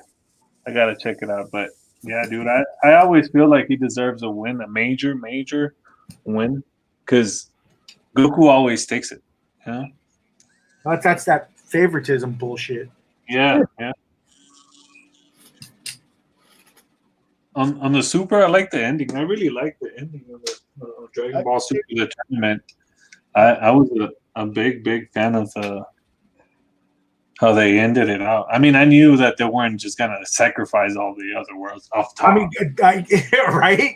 You're like, okay, how are they gonna do this? Because but just how I mean, by this time we are able to talk about it. It's not like we're spoiling shit, right? Super, no way. Yeah, that's what I'm saying. So like just having the whole connection between Frieza and what the fuck Frieza is gonna do, and is he gonna stay loyal, and just seeing the last fight and how they tag team, and we got to see the Super Saiyan and Frieza at the Silver form as you saw him as a kid tag teaming against the threat. You know, that was insane. That was one of my favorite parts on the fucking show that I can recall. The other one was Vegeta whenever he was getting taught by that guy that talked to him about pride and all this shit. Then he became the god of destruction. Mm-hmm. I can't think of his name, but just him breaking through his like barrier, just thinking about his wife and son and Earth alone and shit. Like it was powerful, dude. Like I was like, this is why I watch Dragon Ball. You know, I really think, okay, Goku may get the victories. Yeah. But the story is Vegeta's. Oh, for sure. It's like people like, what do you mean? I was like, okay, let's go back. Where is he? This little bastard right here. We don't have this little bastard without Vegeta. We just don't. We just don't. Yeah, but I'm not on my stream. My wife is here, you guys. Hi. I'm just starting with Yeah, give me a kiss. I'm not gonna be get Avery made. Okay, well, I'm just Hello, Senora Zavala. Hello, Senora Zavala. There you go. How's that? oh, your door's locked. I would. Oh, true. I cut my finger. I never cut my finger. Oh man. With what? Scissors. And she's what's your official title, baby? Leader. She's a learning leader at Paul Mitchell, the school. Yeah. Oh, cool. Yeah. So she's an artist herself. Awesome. Yeah. We love it. We love it. Oh, look it. You like the Manhunter? Yeah. Look, this is who I'm talking to. Look. This is. That's Pops right there. Oh, I've seen this name. And then there's nice. Pete, and he's drawing. Yes, I put Vegeta on a Justice League cover. Yeah. Get it right. Are you gonna put a couple of them Justice League members at his feet, laying? No, I like the simplicity of just putting him glowing yellow and letting it, because I pissed the guy off once. There's a whole thread somewhere, the kind of threads we don't like having in the madness. Who would win in a fight between? And it was all the DC heroes, or it was either all the DC and Marvel villains and heroes. Okay, I think it was the villains, all the villains. And the guy goes, "What? Name 4 heroes or name 4 characters that you would put together, or 5, a team of 5 that you would put together to beat these guys." And people, Superman and blah blah blah, and Green Lantern and Thor and the Thing. Also, all valid, excellent answers. I put Goku, Vegeta, Saitama. Yeah. I put Koro Sensei, and I was like, and just for shits and giggles, I'll throw Krillin in there because we need somebody to, only be able to fight 5 guys. And then I turned around and said, and after lunch, these guys can beat all the heroes. Is what I said. And I walked away from the post. Dude, Krillin alone. Yo, I never saw. And then there was a couple guys going, "Bro, why'd you have to be so vicious? Like Goku and Vegeta? What the fuck, bro?" Like there were guys who took it as what it was. It was funny. I was just being funny. But then there were the guys who were legitimately butthurt, and which is why Pops and I agree that I hate things like that. The butthurt comes in. Oh, all you fucking anime guys, you got to come in and ruin everything. It's like, calm down, bro. It was funny. Dude, even that, it's like, there's a lot of talk about Thor and his place in the Marvel hierarchy. And Stan said it himself, man, Thor's a badass. Period. He's one of those guys that always gets left out of the cosmic conversation. Right. Be there. 64 or something like that. He shouldn't be, though. He has that Superman level. Yeah, he should be, and he gets left out all the time because he's the god. So These are comic books, guy. It's okay. But that me, Pete. I don't like them kind of posts because that's exactly what happens. It turns into somebody gets mad because somebody capped on their hero or left their hero out, or you know what I mean? And it's or I made them all look stupid. Yeah, it just turns into what I like to call fat throwing, and I don't mean that in any kind of a bad way like that. Just it's like nobody knows what's going on. They're just all over crazy. That conversation ended, though, and I tipped my cap to the winner because somebody this, that, the other thing, and then one guy just posts, "I'm going to end this with 2 people." Now, let me go out and apologize again. I don't mean that in a bad way. He goes, the 11th Doctor, and what's your face, and and his wife, and I'm like, wow, it's over. He brought the Doctor in. It's done. He beat everybody. Sorry, it's over. Yeah, his powers are limitless. Like he just shit up. And all the butthurt was like, no, you can't. And then even the guys who were butthurt before was like, nah, bro, that's the Doctor. Nah, yeah, it's over. Sorry, bro. Fuck that. Like, what do you mean? What do you mean? And I'm like, it's over, bro. It's over. It's over. Darth Bane has left the building. I took this with me one year. I was again, cosplaying as Doctor Doom. I have the mask hanging around here somewhere, and I had this in my pocket. And then every Doctor Who cosplayer I would come up with, they're like, we got to take a picture of the Doctors fighting, and I'd be like, yeah, but then every time, like there weren't that many Matt Smith cosplayers, but a lot of them were cosplaying Tennant and a couple of the older Doctors, 4 and 5 and stuff like that. So I would break this out, and they go, ooh, and it was really cool. Then there was a TARDIS I popped out of as Doctor Doom. My favorite, I got to find the picture somewhere. I have it buried in a hard drive somewhere, is me fighting Thor. And then the last picture we took, he's like, I got to go. I'm like, so do I. I'm like, one more picture. He goes, yeah. What should we do? I was like, give me the hammer. He's like, yes. So I took the hammer, and everybody's like, ooh. The cherry on top. I need to see these pictures. I got to find them. I know I have. Madness. They should be like in the madness. I posted today the Mia's Doctor Doom versus Chung-Li Hello Kitty. I know I posted that. You posted one where you sitting behind a table and you sounded pretty depressed. I wish I was there. No, that was that behind the table. I took that photo. That was my buddy Brendan. That was yesterday was tough because yesterday would have been the Sunday of New York Comic Con, and look. First off, let's be real. I'm going to be real with everybody really quick. First off, we just lost a monster financial weekend for ourselves. Like, that hurts. Okay, like I'm tough. Even for us little guys, it's still. I'm jealous that you had a spot.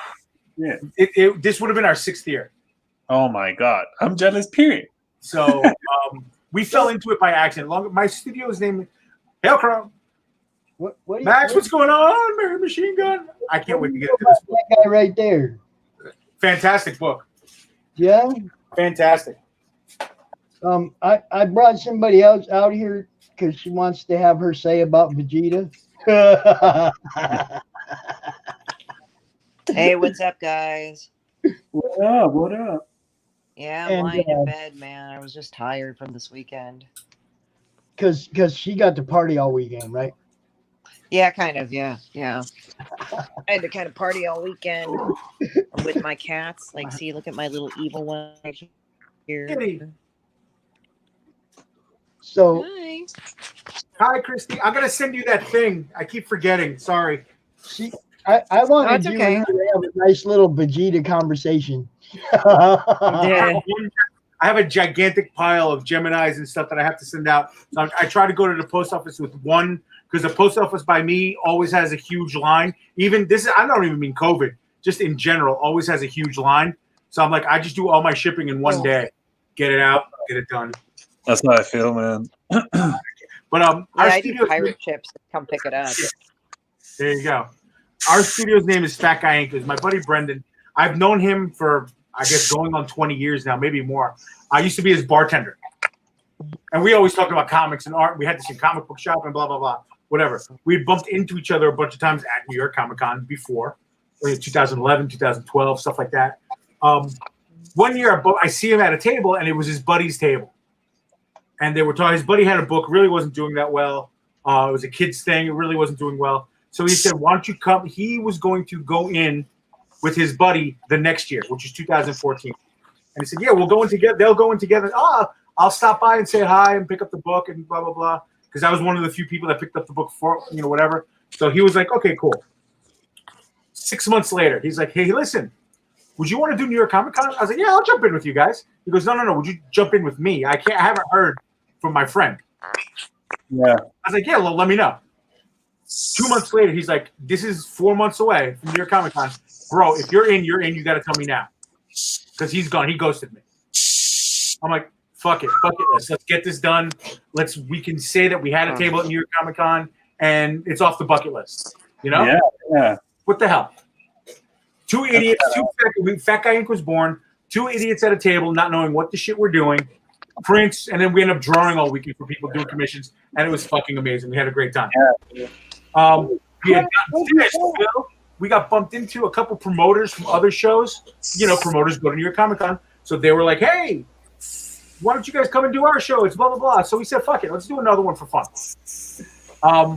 Doing shows for fun turned into 6 years later. Fat Guy Inc. Studio, all this nonsense, all this craziness. Me doing 40 shows a year, We got a freaking party, guys. What's Hey up? guys, how's it going? This is You know, very folks, I think I did scare one person away. Must be my magnetic person. No, that was me. That was my drawing. Kinda,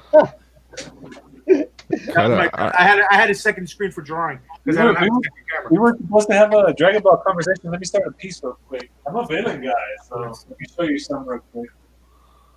okay. I want to do some quick introductions. We have the infamous Christy Chin, Demon Bitch, Hail Christy. What up? We have What's up? our tech support and backup man, Phil Leon. Where'd you come from, Phil? Been looking for you all day, dude. Oh, yeah, not around, and then internet decided to crap out on me. Again? Well, it was all good right about Check this out, Pete. before what'd you say, 8 o'clock is when you went on? Oh, that's dope. That's Look next at on me. my list. Oh, I got that was a good, Broly. man. I got a that's Broly nice. that I have to finish. I have a gender bend Boo, and then I want to do a Cell. But Oh, I it gets better. What? don't want to do a little. I want to do like a big 2 foot by 3 foot Cell and big ass painting is what I want to do. That's what I did. I did all the villains connecting. So that was Max DeVille. Cell. So next in line, there's Oh, geez, he's got more. Look at this guy. Yeah, there you go, Boo. so that one connects with that one. Right there. Oh, that's dope. Oh, Oh, there's more. Oh, there's got to be a Frieza. Oh yeah, there's There's got to be a Frieza. Frieza's my boy. So then there's Broly. Oh, that's dope. That connects like that, and then check it out. I got 2 more pieces that connect. Holy crap! I have to do my own like little things. I don't have no buttons to push, no bells and whistles. I'm taking a break until the end of the year, Alright. but I have some ideas going on. I make him do it too. Holy crap!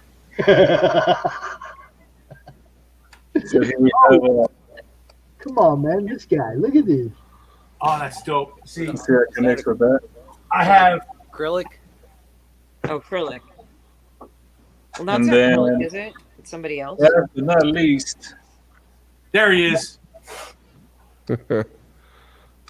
Oh, he's a nice. That's my boy.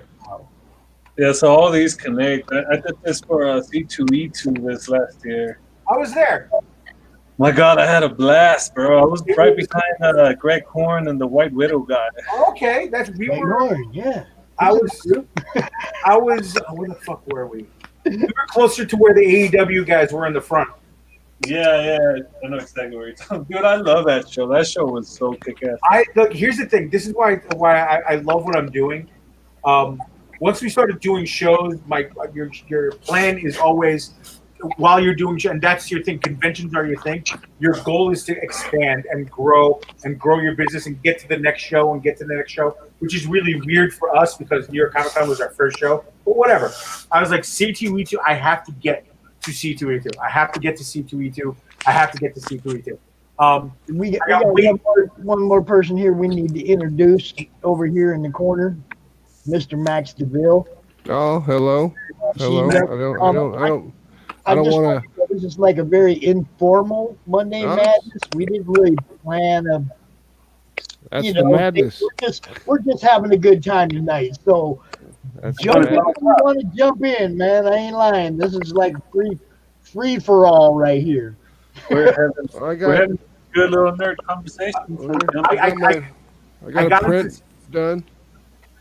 Finally got the print Oh. done. The print came back from the printer. Let me check it Nice. out. Let me check it. Oh, wow, that's sick. That is sick. Dude, that's awesome. Is that from the Voodoo? That's Mary just a Machine print. It's Mary Machine Gun. It's just a print. It's one of the prints by Jeff Batista Studio.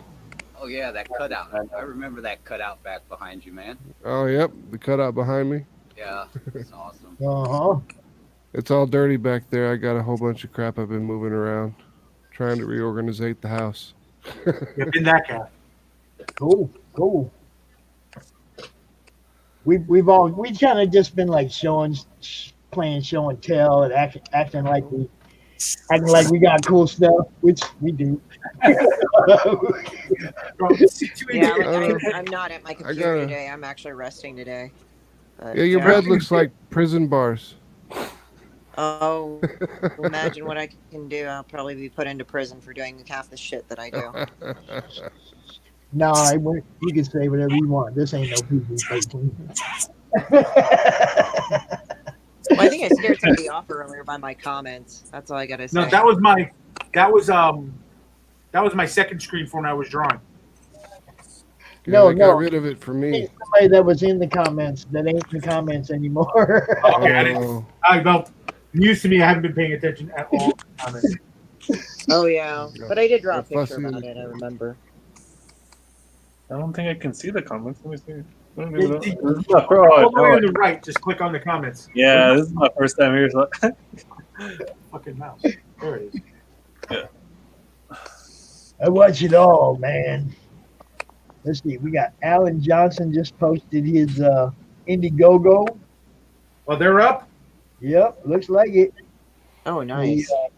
Kahar and Kaharia.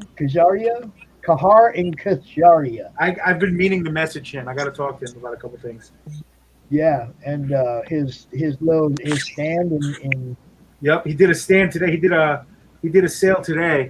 I wanted to see how it went. Yeah, but he just posted, so he's obviously active right now. Mm-hmm. We got some great people, man. I ain't gonna lie. The creatives in this group are freaking awesome. Yeah, they are. They're really pretty cool. We got some really good. All you guys, I ain't. All good you guys writers, good artists. Phil, what is that? I only got 6 screens. What do you got back there, dude? Oh, you're working on. Yeah, I haven't. I still haven't broke down and paid the $20 yet. I'll probably have to do it before the next con though. Give me that 10. All the bells and whistles. I kind of got used to it happening with Tommy's Cast, but you know. Get to the very end of this little sketch. This right here, this guy just blows me away. I ain't gonna lie. Get a better shot. I feel like it's foggy, man. I don't know. There it is. I think it looks pretty good. Is that a mini is that a mini airbrushing type thing? Yeah. What do you mean by mini? Well, I mean like it looks like you're doing airbrushing, but it looked very. Oh yeah. Got a little Iwata. It's all cool, airbrush though. I've been playing with the Martian. That's what the comic book wheel landed on today. So it looks pretty sick. I love the eyes. Yeah, well, I mean, because the thing is that I've seen ones that you attach pens to, and that actually does airbrushing off the pen, which is interesting. But I've seen those. Like real quick. I haven't played with those. Been using the airbrush since I was 13, because I kept getting in trouble for writing on the walls. So I switched over. Do you like the we can't see your drawing anymore. Do you like the Iwatas better over the Paches? Way better, dude. I think whenever I was starting to learn how to airbrush, they introduced me to the Iwata. Just the trick. I mean, the Pache, the trigger mechanism is way different than the Iwata. So whenever I switched to the Iwata, it was just amazing. I was like, okay, this is what I need. But I think just the Pache is just old school, and people that grew up with that can do amazing things with that gun too. I have a friend that's a mechanic with that thing. He loves the Paches over the Iwatas because that's what he grew up with, I guess. Me, I'm a spoiled brat. I want the best of the best, I guess. I'm not too spoiled. Well, I have a decent Sanborn around. It's not bad at all. It's a good fine line on it. Nice. I had a couple. Digital. It's just So I- Max just has need a to jump. cat too. Easier I for just editing. seen a Siamese cat go scurrying by Max's Yep. background right Yep. there. I got 2 of them. Oh, see, check this one out, Chrissy. Here you go. Pick him up. Let's see him. Put it on the big screen. I'm on my phone. Put him up. Let's see him. Where is he? Is he a No. Steel Point or Chocolate Point? He's like, I don't know. He's a Siamese cat that was free. he's a cat. He said, I don't like It was this. a Siamese cat that was free. Now look, he stopped right there and gave us a butthole. To see, just like Yep. He knows. Christy's cat. He knows what he's doing. He knows what. Now he's Don't coming chew back. on my freaking ring. I gave her attention, so she's gonna start rubbing against my legs. Yep. Getting caught up in my microphone, my headphone cord. Have you Let me see if I used can any switch of and the show my other cat. master airbrushes? See, this is my right here. Oh, there you go. Kitty, This is ink. it's a good And he one. just don't want to She's lift an up evil his. bitch. But she's always like on my lap, and she has to be around me. That's the thing. Oh man, I have 4 cocker spaniels. Try Oh. me I some. have a mutt dog. It's like a I don't have no dogs. pit bull and a Doberman and a boxer mix, but he's like the most gentle, passive dog. Like I was about to say all the fun species. he's a total beta. Total beta dog. Like whenever something like he'll start barking at somebody, but he'll jump behind me before he starts barking at him. I'm like, you're supposed to be up here in front. What are you doing, boss? Yeah, Yeah, my we black just cat, got- she just lies on me all the time. We just got the big dogs right here. Freaking huskies. Yeah. All up in my lap all the time. I'm surprised I haven't had a visit today. Usually when I'm online, they're here. They make an appearance. Airbrushing amazes me because I can't even draw. My stick figures are lopsided. Dude, he just kills that, doesn't he?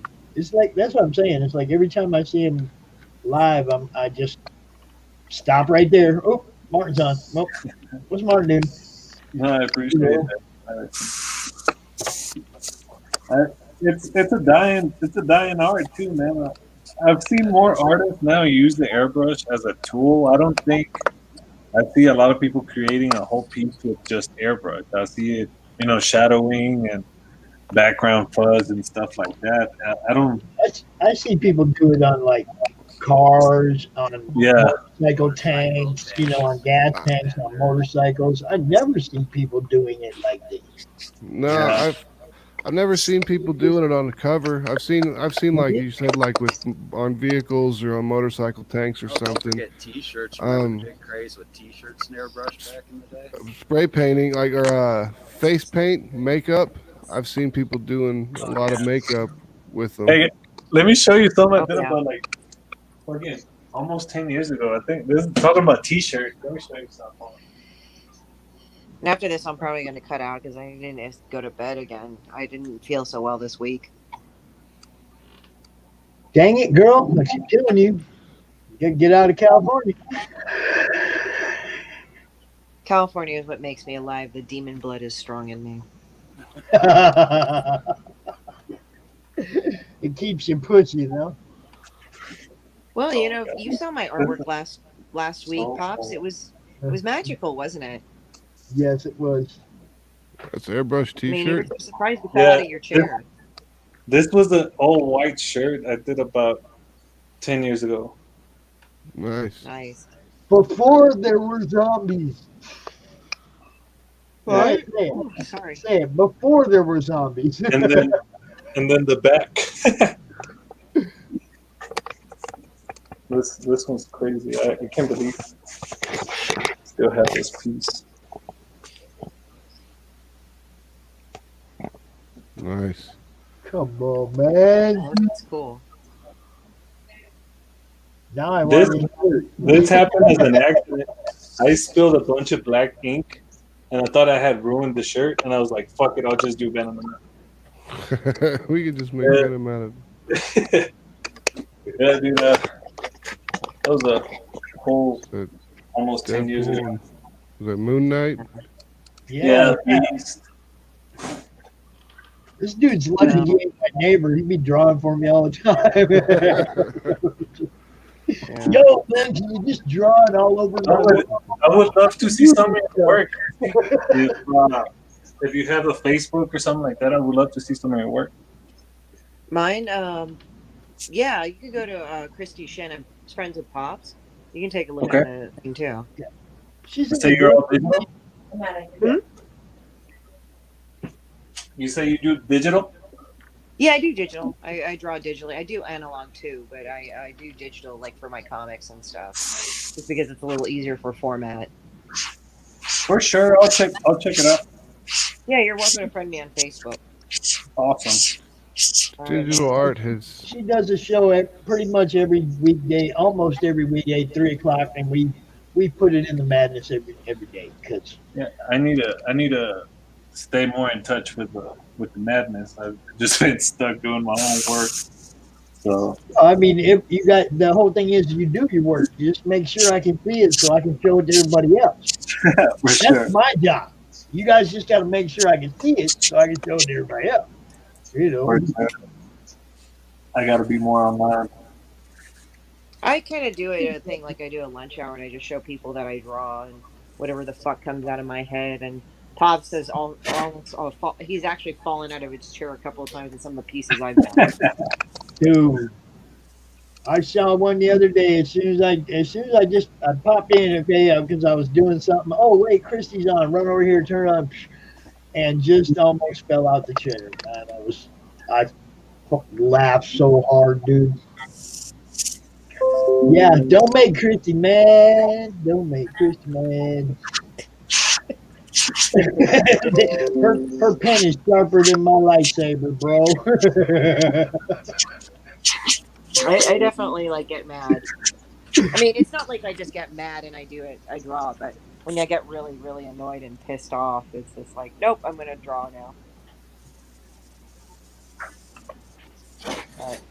I'm gonna go take off. I'm tired, so I'll talk to you guys later. You have a good night.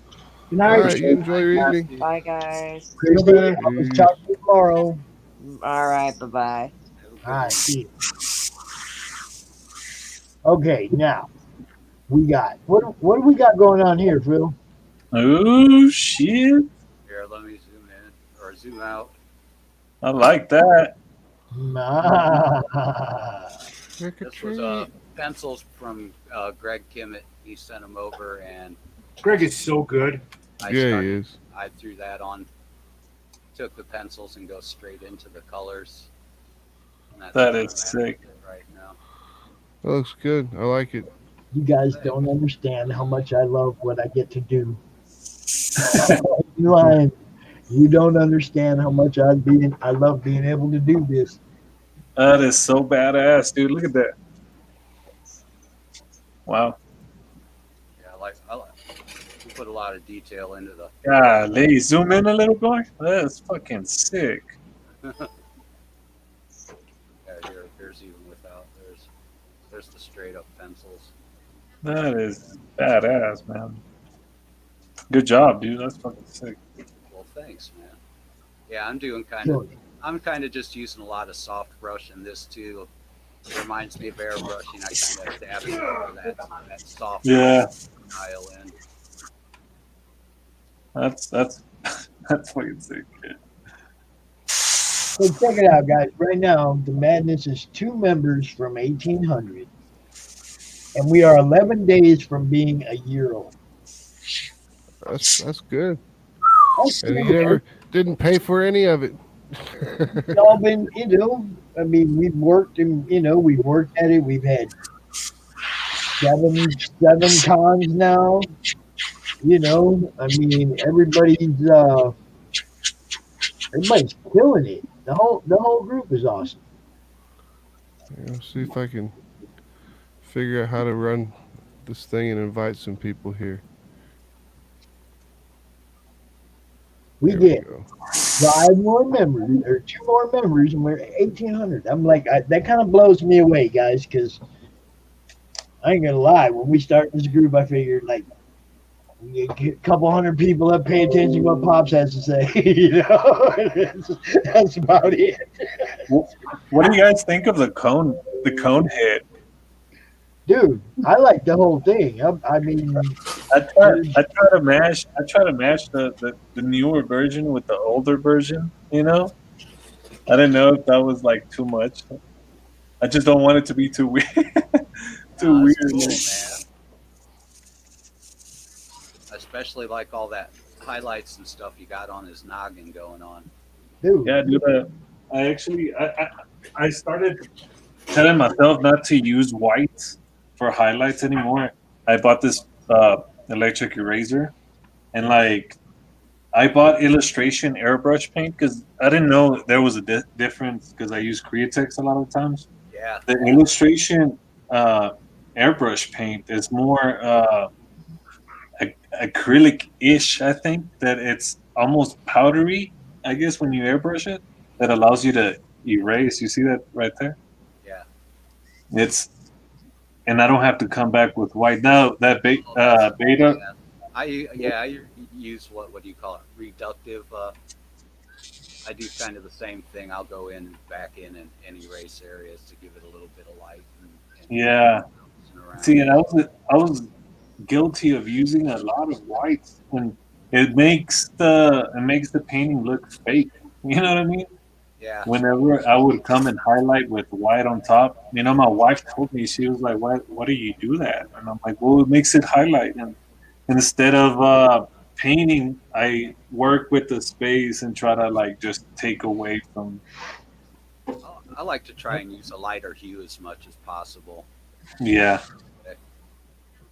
Or starting with a lighter hue behind that and then just adding the darker layers over the top. I always tell my grandkids that a clean eraser is their best friend. It really is. Oh yeah. I mean, they be drawing. You guys know they be drawing, and I tell them you keep that eraser clean because you're gonna find you use the eraser just as much as you use the other end. Yeah. You know, I mean, I know I did. The few times that I tried to make drawings, it was like I spent a lot of time erasing. You know, oh, that one's dead right. Oh, let's try that again. Oh, well, it's still not right. Oh, just try that again. Almost every line. You know.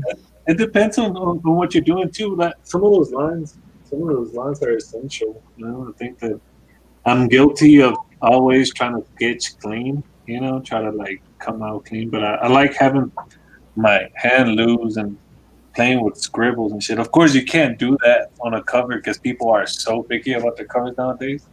Yeah. You don't want to. Fuck that. Fuck that. Here's the thing. If I understand it, if you picked up something from me blind, like if you picked up something from an artist and you didn't know what their style was and they were a little scribbly or something like that, because that's me. Okay, I love to noodle on stuff. Like this has the clean black, but I am going to scratch the shit out of this. I've already started in the boots and hands. I'm going to scratch the shit out of this with the .005 Copic pen multi-liner right now, and do all sorts of squiggly cross hatching and shit like that. And even if you're the cleanest this or the dirtiest this or whatever, if somebody went and said, "Oh, I want one of your covers. I want you to do this cover," and then they say, "Oh, I don't like the way you did that." Fuck you. You wanted it. Sorry, you wanted it. Like if it was blind. Go ahead. I didn't mean to interrupt. If it was blind and you just pick something up and said, "Oh, okay, I'll give you the example again." Where the fuck is it? Where'd I put it? There it is. I got scratches all up and down this Baroness. Okay? The shading. Hold on, let me get that up there. Okay. All up and down. Scratches. I know it's tough to see, but all little bits of texture. all sorts of stuff. And actually, You did Phil that was with in. that. What was that? That one, the one you had, the Kabuki dancer or something. Yeah, yeah, You got that one around. That one I really dug. yeah. Hold that on, let me see. Let me grab it real fast. While he's grabbing that, Ernest McClendon did this for my son and his wife. Their two favorite characters, Wonder Woman and Gambit. That's badass. That's pretty. Dude, That's a good one. he killed it, man. I was like, dude, what the hell? Yeah, I dug that. You know what I hate?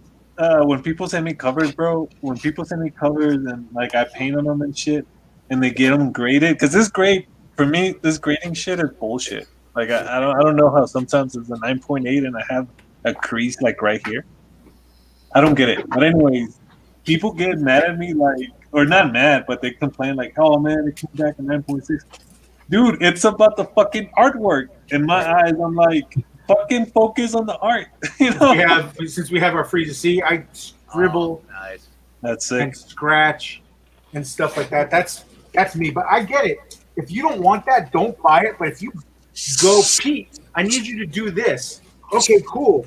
You need me to do something, and you don't expect me to scribble and scratch, and you paid me to do it. I'm sorry, you're an idiot. Yeah, well, it's the same thing. That's what I was saying. If you're gonna buy a piece from Ernest, you're gonna get a piece with Ernest style. Yep, Just like exactly. that one I just showed you. Exactly. This is the one that Phil wanted to You see. know, it's Yeah, like it's a style.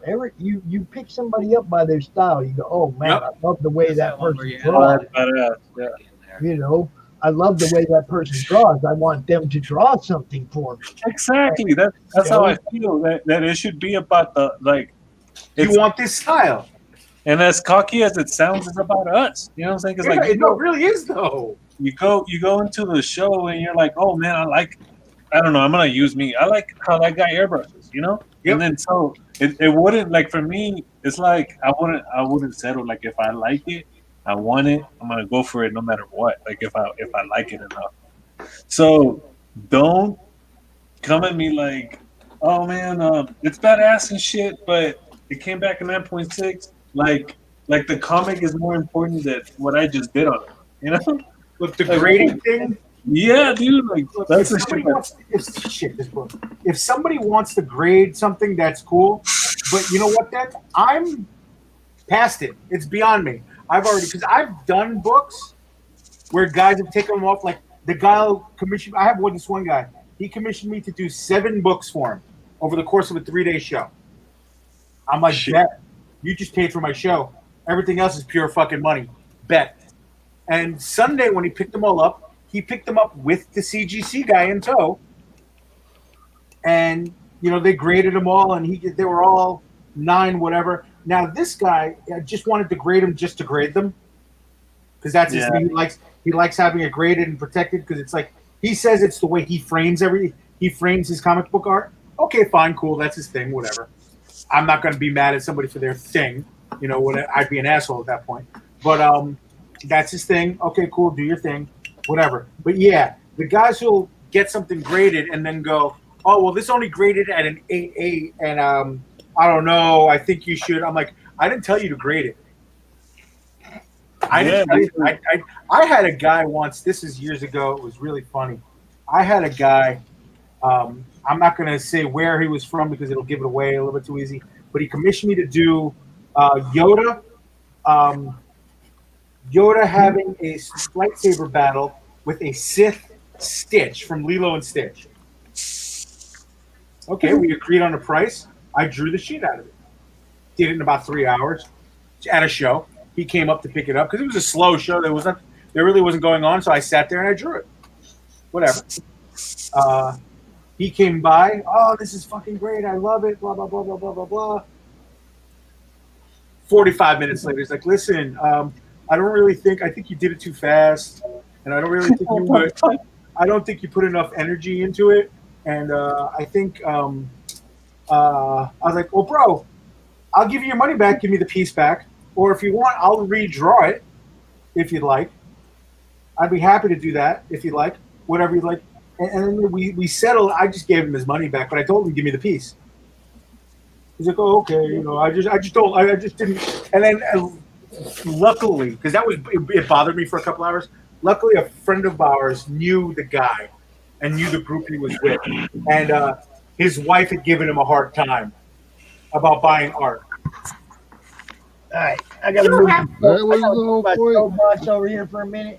You don't I have had too this, much time. I gotta I move had my this dude- soapbox over here for a minute. I did a cover for this one guy, and I think it was a Wolverine, yeah. And it was a 9.6, dude, which is not even that bad. 9.6 is pretty good, from what I Dude. understand. Dude, he messaged me like he wanted me to do something about it, but again, I'm not an asshole. I did my job, You commissioned me to do Wolverine. You liked the Wolverine. It was done deal, whatever. And he was just like, yeah, I'm just disappointed in 9.6. I'm only a 9.8 collector. Blah blah blah blah blah. Fuck yeah.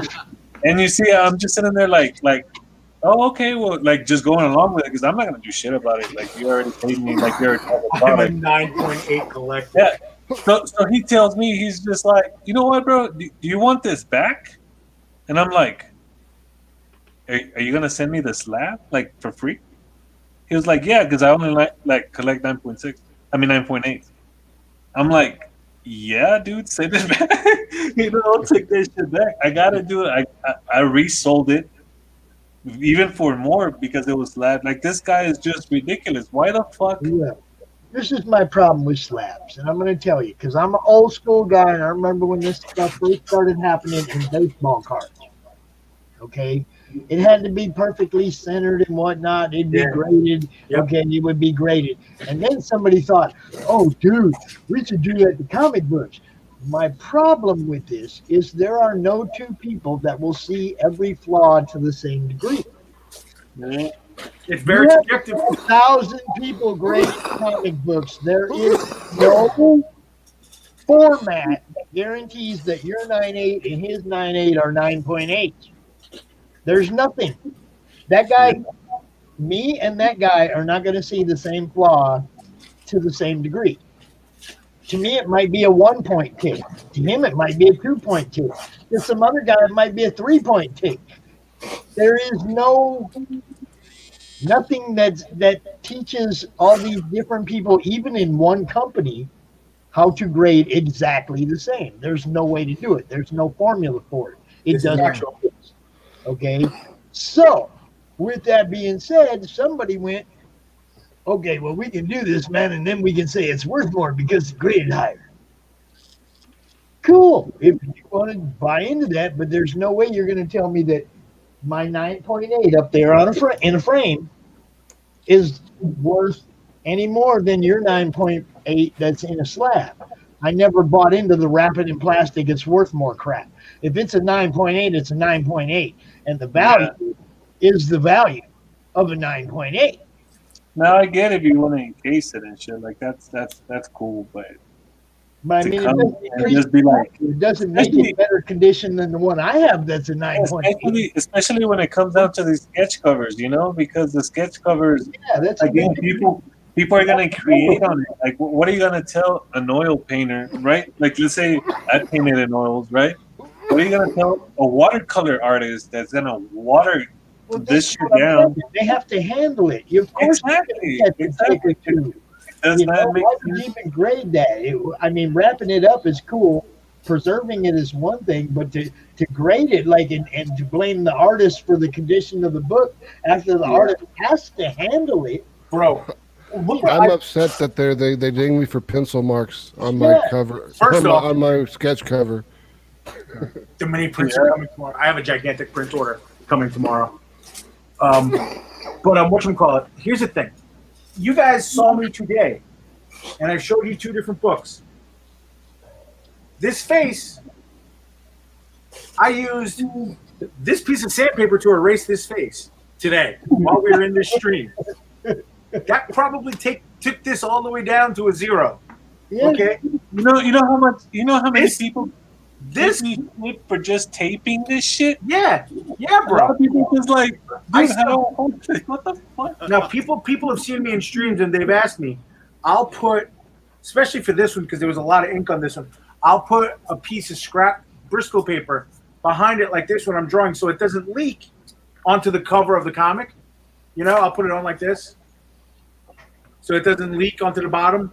You know, something behind it just to protect it, but not to protect it because of the value. It's because I don't want the ink to seep onto the book. But guess what, brother? Just so you know, yeah, you can't see it on this one. The ink seeped. Sorry, it seeped. It did. I protected the page. But you're going to tell me that now somebody's going to look at that and go, oh, well, this is a 7. The ink seeped. I drew on it, motherfucker. It's a blank sketch cover. Yeah. Fuck I'm out. saying they get all mad. There's pencil marks on their sketch covers.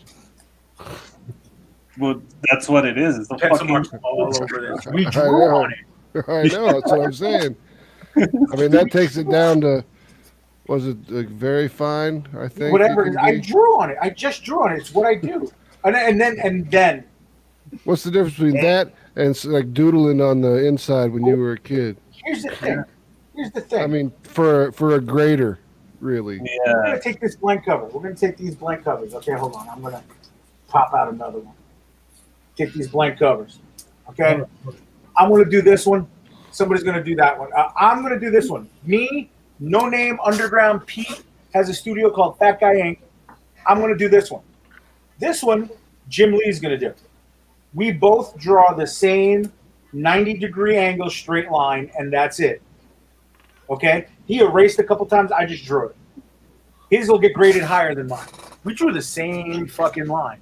But because he's got a name, he's Jim Lee, and I ain't shit, his is going to get graded higher. And then the guy who paid me to draw his straight line is going to get mad. I'm like, well, then you should have got Jim Lee to do it. I'm like, yeah, but you only charged me $40, and Jim Lee wanted to charge me $1,000. Then There you go. Now you see why he wanted to charge you $1,000.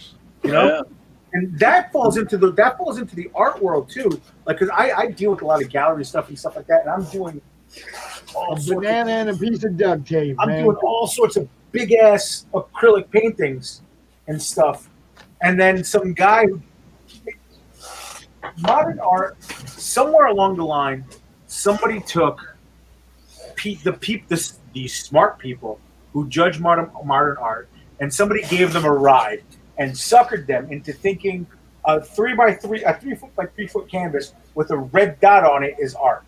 Somebody suckered somebody into believing that, and now so that they don't look like assholes, they want us to believe that that's the symmetry of the circle. Look what this guy's doing with an eraser right now, and you're going to tell me, get the fuck out of here. Get the fuck out of here. Stop that. Now, don't get me wrong. I'll splash paint all over stuff. That one behind me, splash paint all over. I got another one. I did the backgrounds in spray paint because I wanted to get I wanted to spray paint. But, at the same time, there's no, I know what I'm doing, and I'm going to a thing. Like, of course, I break everything.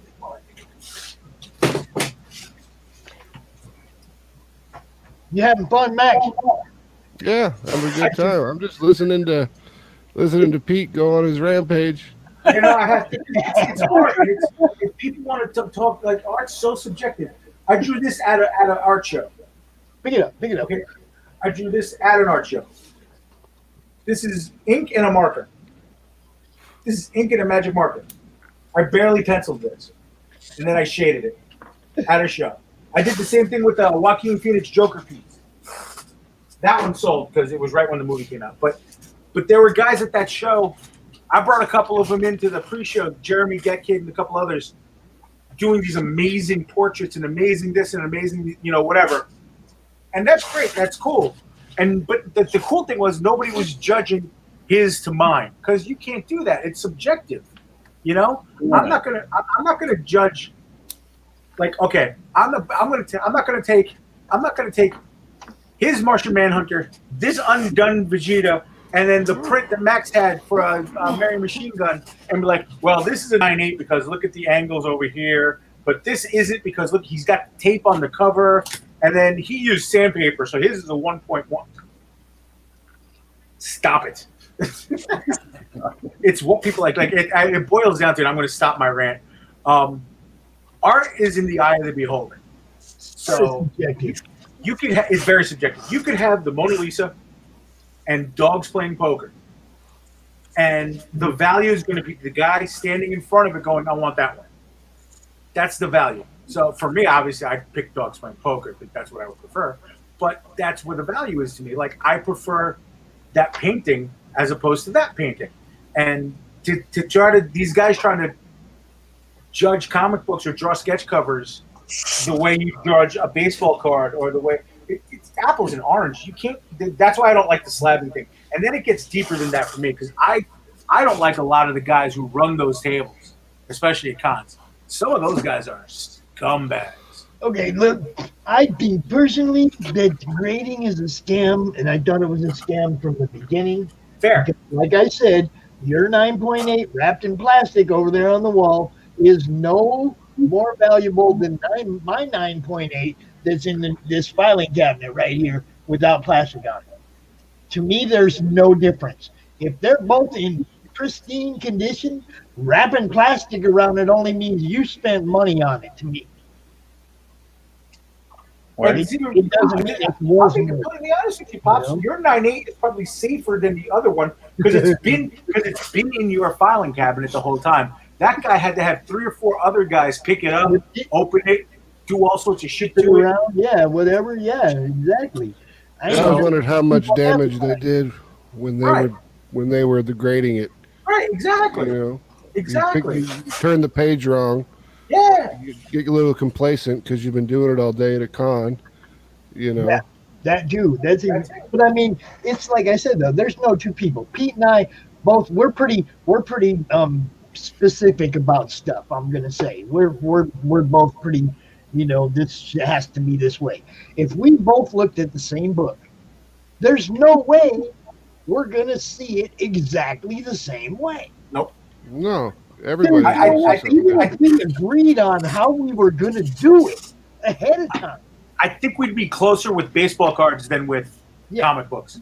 And baseball cards, you look at it, baseball cards were something that kids took back in the day and put in their bicycle. Spokes in my bike.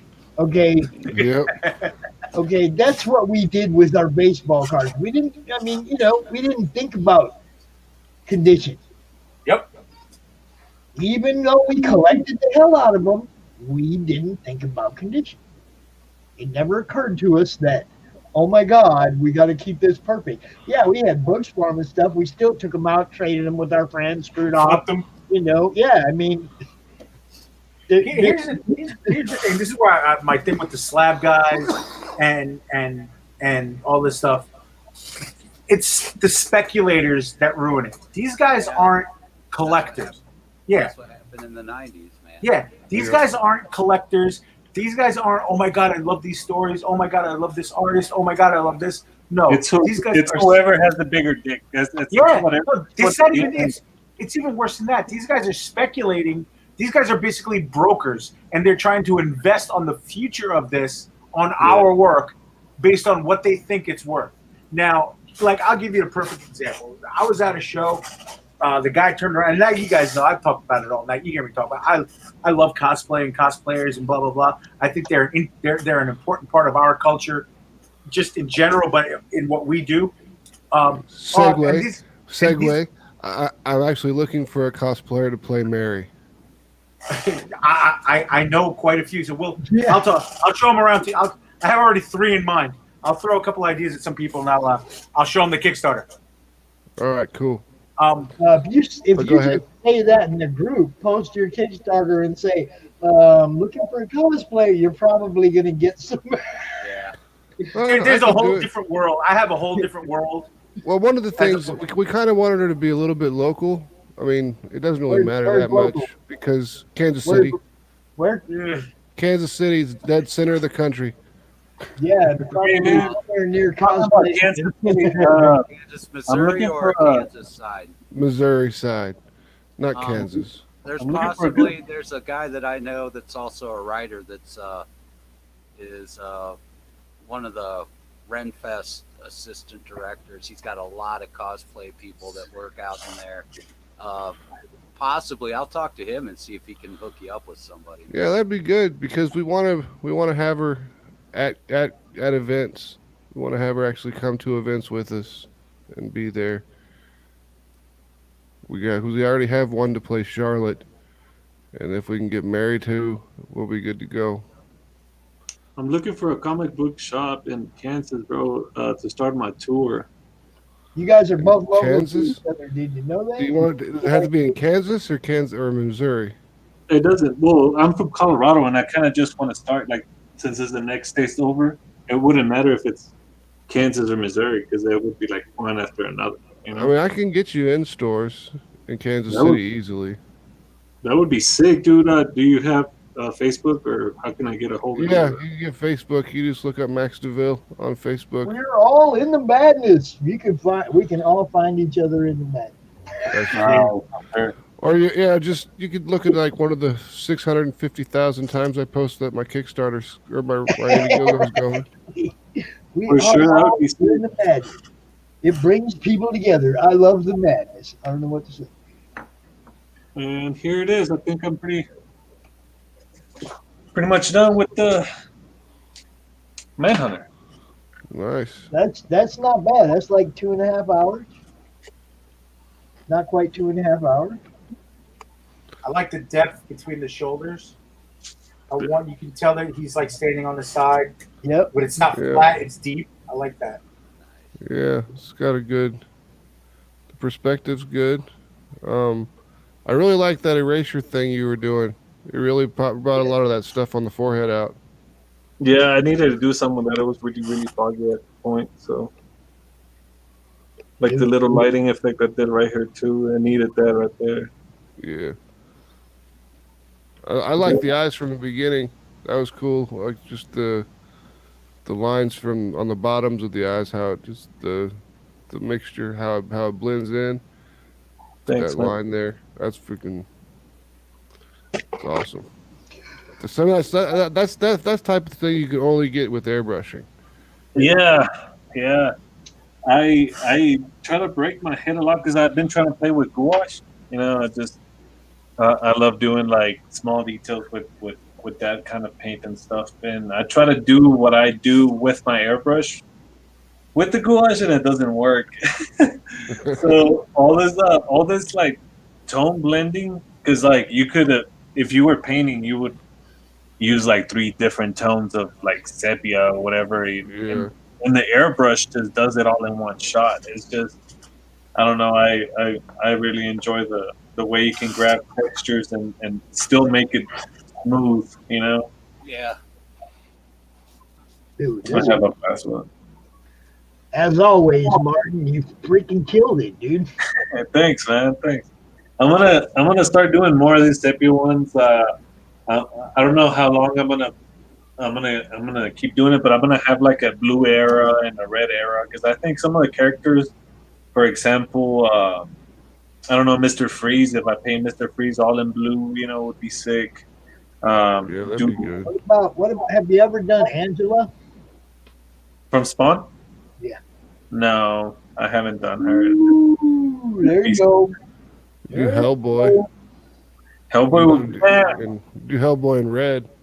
I need to get my hands on a Hellboy cover. I've seen people have them, and I'm so jealous, dude. I need to get my hand on one of those Hellboy covers. Hellboy with it. Do you ever use inks for airbrushing? Yes, I have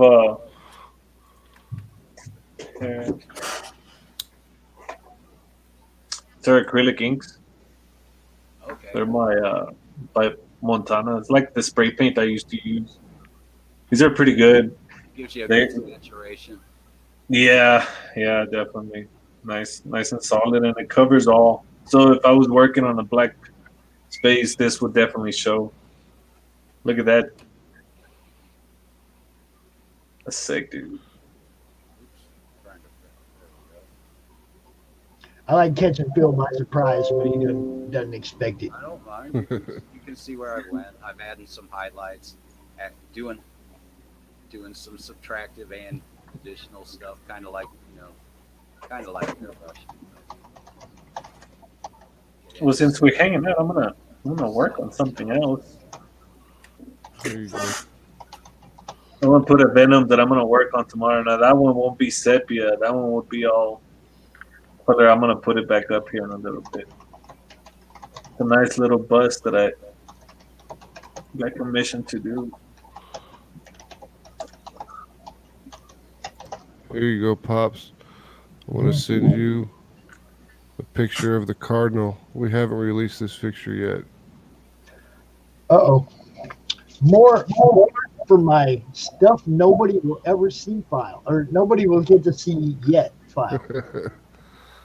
I'm serious. You guys you would not believe me how much art that has come to me with the you can't show this yet tag to it.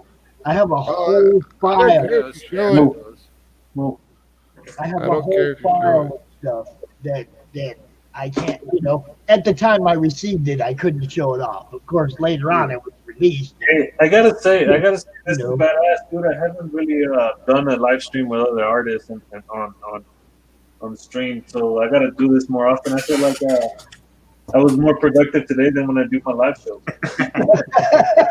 So, this was really enjoyable, man. Like, it's badass speaking with other artists.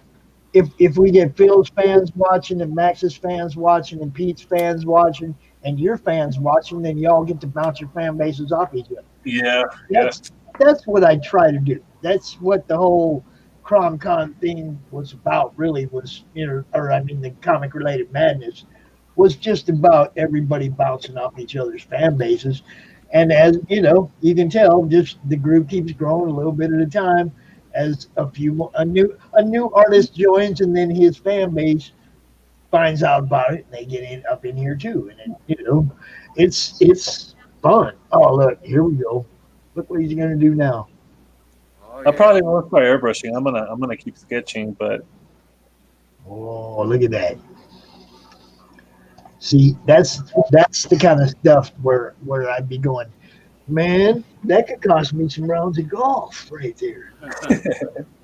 See, that happened. Now we did fix that problem though, Pete. Remember, a while back I was worried about, it's like every time I back a book, it cost me a round of golf. Right. Well, my son and I joined the club, Okay. and now we can just go out and pay for the cart and play. It's a beautiful thing.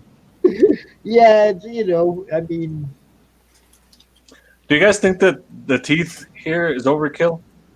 Like, I added like 2 rows. You think that's too much coming from Venom? Venom can have as many teeth as he wants. Yeah, that's fair. I don't want to overdo it. I want you guys to tune in. And open his mouth up this goddamn big, and we have 1,000 teeth if he wants. I mean, I don't think there's a maximum tooth limit. Yeah, I don't think there's a tooth limit for old V. He's pretty much on his own there. I have a tendency, because I'm a big Marvel vs. Capcom fan, and I do my Venom. Yeah, my Venom. Marcel Phillips did this one. Oh, that's sick. She just tore that one up on a little card. But I mean, we ain't counting. There's lots of teeth there. I tend to do my Venom purple or blue. Yeah, the highlights in the color. Yeah, because I'm used to the old school, and this guy was like, "Oh, this irks me because Venom is black," and I'm like, "Fuck you."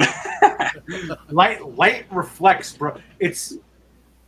I try that. I it's like, okay, if one of us said that to the other one, I'd be like, "What the fuck's wrong with you? Come on." There's I was in a stream once, and I did. That's fantastic. Yeah, dude.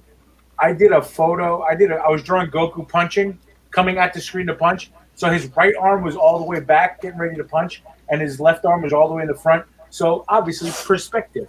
The arm in the back is going to look smaller. Yeah. Guy gets on the stream, like, "Dude, you fucked up. You made that one arm too small." I'm like, "Well, it's the perspective, bro. He's That doesn't exist, man. I don't know what you're talking about. I'm like, okay, bro. Perspective doesn't exist. I'm like, yeah, bro. You know what? You're right. I fucked up. Stand My in the bad. mirror. Tell him go stand in front of a mirror and hold one arm back and one forward. And you tell me that one in the back looks as big as this one up in the front. Go ahead. At Say that it. point, I wasn't arguing with them because it wasn't worth it. It's that Keanu Reeves thing of 1 + 1 = 5. You're absolutely right. Enjoy. Yep. Yeah. I love that kind of stuff. It's a perspective thing, man. Yeah, this arm back here looks way small compared to this one right here, y'all. No. So did you like that little sneak peek there? Yeah, I enjoyed that. Yep.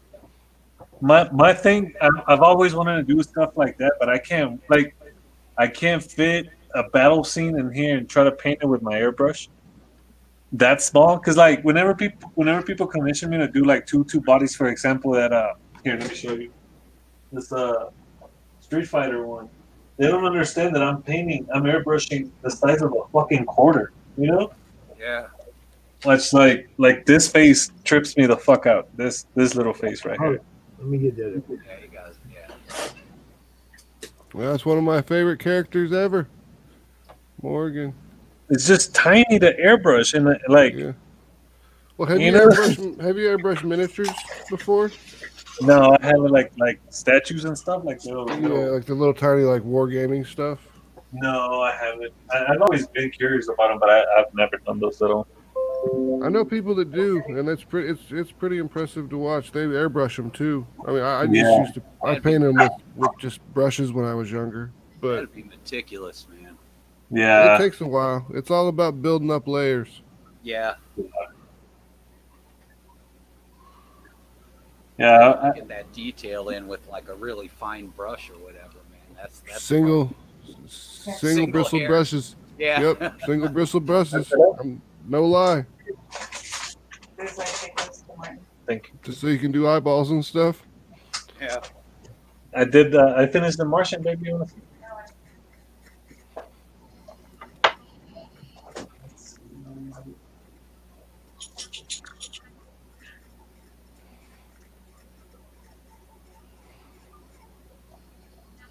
Sick.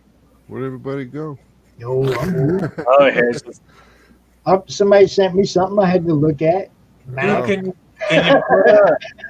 you put Max DeVille's screen on real quick so I can show my wife his work? Can you go give me a share screen, Mac? Sure. This I guy's don't know what it's gonna. What am I gonna share? What am I gonna share for? Show me. The Halloween one. Oh, Oh, that. Yeah, we can show that. Look at that. Bam. Wow. Nice. Go all the way Machine down. Wait till you see the very bottom too. The very bottom, it looks awesome. So sick. Like they're having their little seance down there. No, it's no. a homage to Texas Chainsaw Massacre. Yeah. Are those all your inks and colors, or just the colors? No, this is the ink. The pencils were done by Felipe Mota. Mhm. The inks were done by Jeff Batista, I believe, and the colors were done by Fernando Cordiero, who's the artist on Mary Machine Gun. That's fucking badass, dude. Yeah. Yeah, we got a bunch of cool prints like that we've got going on. We've got bunch of naughty prints. Basically, that was our interior tier, or like kind of like the interior stretch goal things. It's like once we got to this amount of money, we'll unlock this print, and so it's like every $500 would be a new print. So there was the naughty tier where you have like the topless or nudity, the not safe for work picture. It comes with a print. We started out with just one, and if we make another $211, they'll be getting 5. Right now they're getting 3, but if we hit $1,500, we're going to open up 2 more, which they're getting colored now. So we'll be releasing those out on the Madness soon enough. Censored, of course. Definitely though, man. Always, anytime you want to update your banner, if you get a different piece of art you want to show off on the banner or whatever, shoot me a new banner, dude. I've got no problem with that, you know. What part of Kansas were you from again? I'm Kansas City, Missouri. Kansas City, Missouri. Oh. So, yeah. You guys are gonna love my bus, bro. It's loaded up with art stuff and prints and. Sweet. Sabrina said, "How come there's no Walmart pickup for tomorrow and none for today?" She said they've been shut since 2 o'clock. 24 cases. They're shut all day tomorrow. Of COVID? Damn. 24. It just that little That store. nasty Walmart. Yeah. The hood one. The hood Walmart where fights and shootings happen and shit. Now it's giving out COVID. Yeah. What if Deadly. you take it back, return it to the store? Get anything at Walmart. Damn. I don't want this. Can I get a refund? You can get anything at Walmart.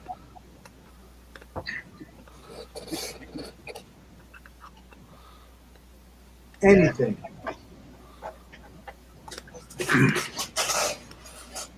Yeah, I gotta. Huh?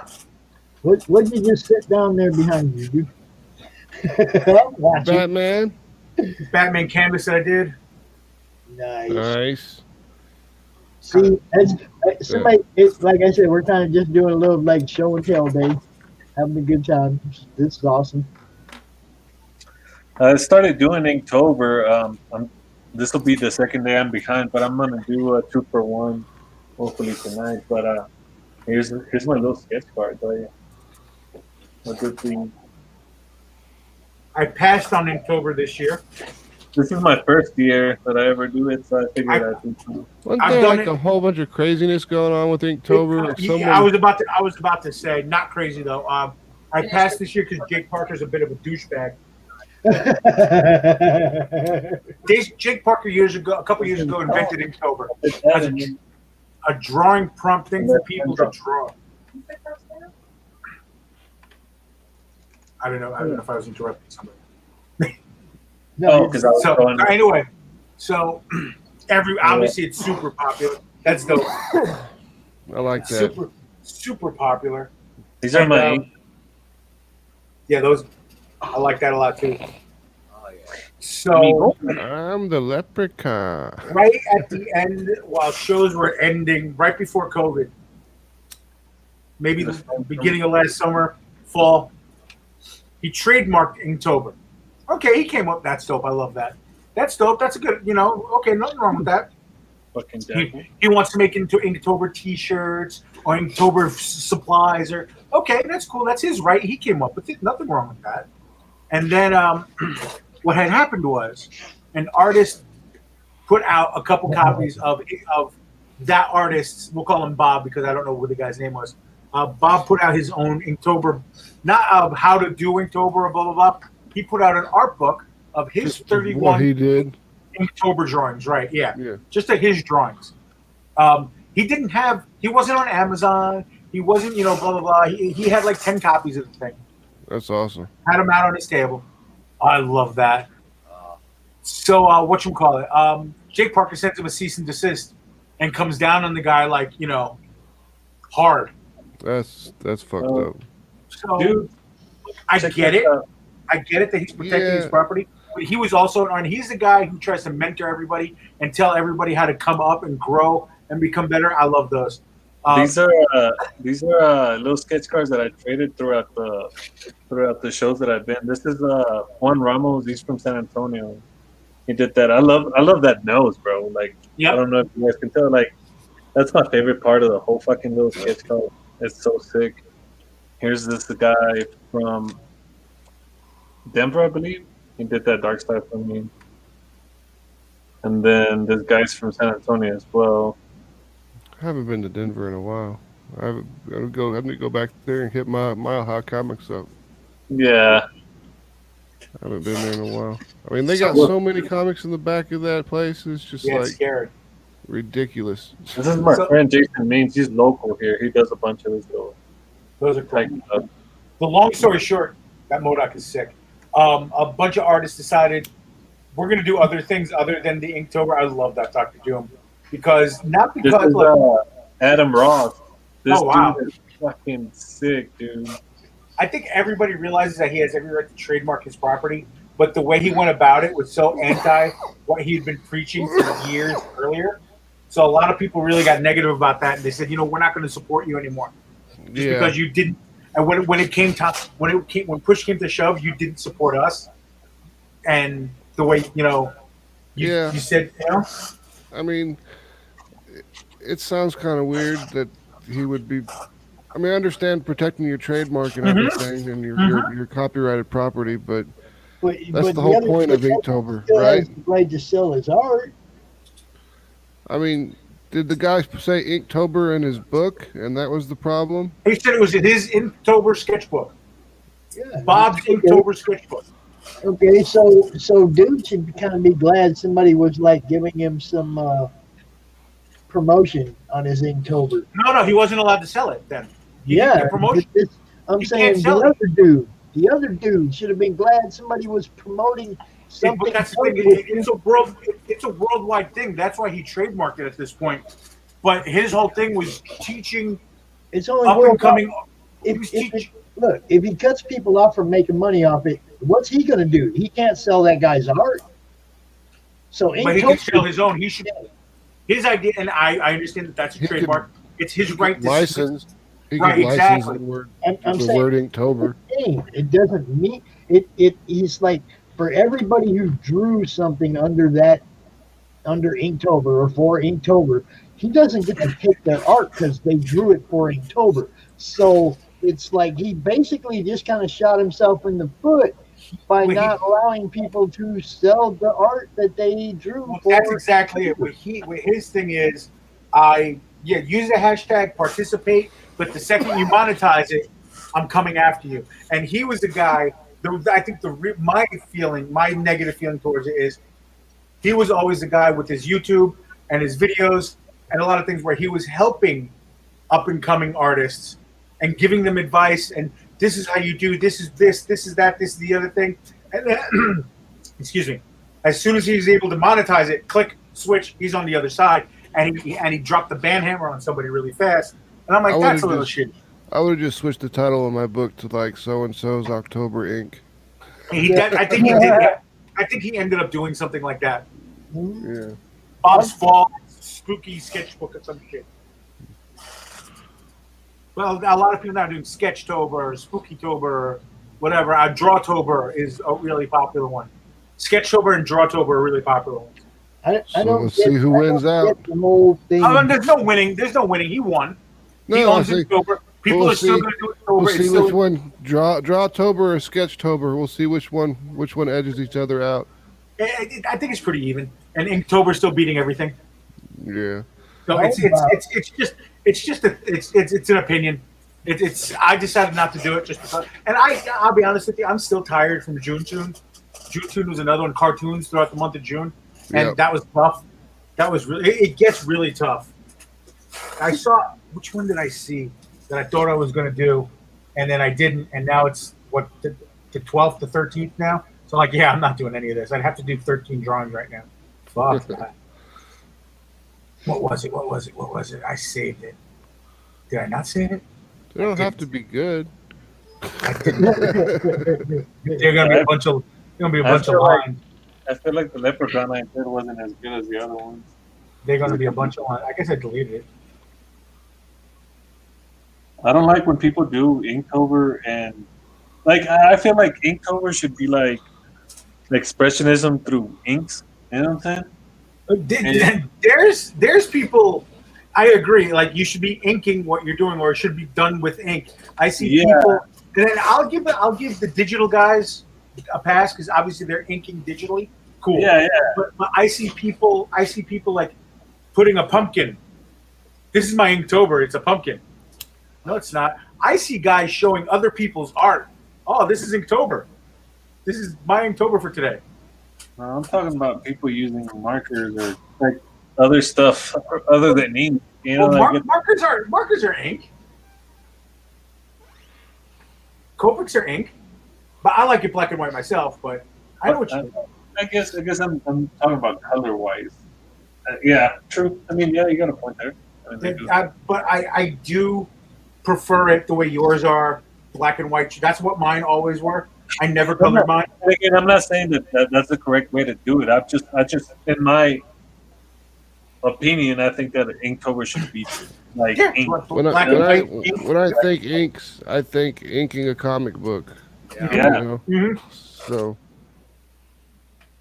Yep. but as you said with digital, I mean, if it wasn't for digital art, I mean, everyone's said that digital art was killing art and everything, but if it wasn't for digital art, Mary Machine Gun would never exist because there's no way I would have been able to get it done working There with a guy in Brazil. It's just not there's possible. there's a lot of benefits to the digital art, man. There's the way you can make those covers pop and those colors through digital. There's no way I can achieve that through my air. You know what I'm saying? Like it's unbelievable force that you have at your disposal if you know how to work it. You know? Yep. Yep, and that's where Fernando started, was my colorist. He was a colorist originally, and then we ended up having him come on and doing the art too. So he did the art and the colors. A lot of times I try and make my digital colors look not digital if I can. Yeah, that's Try a to make trick him look right as- there. Because I've seen some shit. Like, what's a great example? This guy, Ariel Olivetti. He's an Argentinian artist. Great Yeah. fucking dude. Mhm. His acrylics and watercolors look fucking digital, man. I swear. Like, you look at these things and you're like, oh man, that's computer. No, he makes his acrylics and watercolor look like digital, and whenever he does digital, it assimilates what he does on his real paintings. Like, it's just incredible, dude. Like, That's this guy. cool. But This then guy- but then you'll see a guy like Boss Logic's work, and you'll go, "Wow, what did he do that in?" He goes, "Yeah, that's digital," and you're like, "No fucking way," because the guy is just ridiculous. Mhm. It's like looking at like Monty Moore's pencils. That dude is just insane. His skill and talent are both top notch. Jim O'Reilly does that for me these days. Seeing some of his work in progress stuff blew my Oh, yeah. fucking mind. Oh, you were there, Phil. Yeah. I've messed around with some of his work before. Just for Yeah, the, Jim O'Reilly's pretty damn good. He won't tell you that though. Nope, no, you won't. We embarrassed the shit out of him when we had him on my show. He We, is the most modest Oh my god, nobody he's a in nice art, guy. dude. Angel Eye is sitting Oh, there I telling really him, don't like this. I'd be like, "Yep, yeah." Angel Eye had that exact same face. Like, are you kidding me right now? Like, I'm quitting art because of you. Jim O'Reilly is bomb, dude. That dude can draw. Like, yeah. Yeah, you can. I'm really kind of, honored that I get to be some small part of some of the stuff he's drawing, you know. The guy is disgusting. He's a monster. He's an absolute monster. How good he draws. It's wow. It's wow. That's all I got. It's really Right, that's really exactly. I think that I'm gonna skip Inktober today, and that'll be the third day, and I'm gonna do the Devil's Rejects tomorrow. Oh, good one. cool. All Do you three. know? Did you know? Fun fact: Rob Zombie has been pushing, and COVID slowed everything down. Rob Zombie has been pushing to make Devil's Rejects a Broadway play. What? Okay. Whatever to make some money. Jim O'Reilly. Oh, It was a rock opera. This is Jim O'Reilly after Jim Lee Suicide Squad. That's so sick. that's badass. He's absolutely disgusting. I might have to get going, guys. I have to catch up with the wifey and eat some lunch. So until next time. Lunch. Yes, Where are Hey. you, bro? man. No, I mean I haven't ate lunch, so this is my lunch. Lunch. That's what I was thinking. I was like, Where is he? Like middle of Asia? This is Because Japan. Hey, but before I go, I had a blast. I really did have a blast. Until next time, for It was sure. fun talking to you. Yeah, we'll definitely listen. Before I fuck this up, I'm gonna find you. You're in the group, correct? Yeah, Yeah. for sure. I'm gonna find you. We're gonna have a chit chat about sketch covers and stuff. All right, bet for sure, All man. right. I'll talk to you later, brother. Be good. Bye-bye. Peace, bro. bye bye. And then there were 4. We're pushing 3 hours, man. If you guys want to check out, we can. But I want to make sure that Max says a little something about his book. Phil, I know you got some stuff to push. Pete, when are you doing the next Pete's Pit, man? No, we're not doing it this week. This week, it came from the radio is doing their live show, and it's usually a pretty big deal. And they're doing it in conjunction with MCon, so I didn't want to take audience away from it, Right. and I wanted to like participate and actually watch. It came from a radio show. That's Kelly Gordon and their stuff. So I decided to back out this week. Plus, it was I wanted to take a breather and give everybody a chance to rest because we took a beating. Jay's mad at me because, oh my God. Jay, listen to me, Jack, because Jay's watching right now. Yes, I mentioned Boss Logic, and if you were on before, you'd have been there when I mentioned, and Pops actually mentioned you about being awesome digital artists and all the technology that you use. So kiss my ass, Jay. But yeah, we're going to take this week off so we can watch. It came from the radio from East Meadow Public Library. They have some cool guests and they're doing some stuff. Yeah, make And, sure if Kelly doesn't, make sure you share it to the group. You know. Yeah, we'll get it shared. We'll get it shared. I know I just opened and my commission list. Well, it's been open. My commission list is never open, never closed. But I just, like I said before, I just took out like 50% of it in one weekend. I didn't sleep this weekend. I just was drawing and painting and doing stuff, and it felt great. I hadn't done that in so long. It felt really fucking good. So I have a lot of room now, especially now. Holidays are coming. You need paintings. You need drawings. I'm a portrait guy. Hold on. I'm a portrait guy, folks. Come on, you. Well, see, that's me. I'm pulling stuff off the wall and showing it off. I'm a portrait guy. I like it. I'm a portrait guy. This. Look, the comic book stuff, the anime stuff, this, that, the other thing. This is my wheelhouse. This is what I do. Cool. And this is 7 years old. Like I've done a billion more. So I'm here for you guys. Also, always, I've finally gotten my shit together. You can see Instagram, Facebook, Twitch. Although I spelled them all, I don't know what my spelling is there. But it doesn't matter. I spell the important part right. Everything is Instagram. Everything is PEAT 11717 now. Again, I'm pushing the Twitch hard. I'm probably once I stream again, I need some more folks to jump on, and I'm probably 23 away from possibly getting affiliate, which would be really cool. I'd be really happy to be able to do that. I'd be really excited. But yeah, we're just pushing. I'm probably going to do, there's a buddy of mine who owns a local comic book shop here. He's reopened. They're doing really well, but they're also doing really well with the social distancing and stuff. They like the collective down in Florida.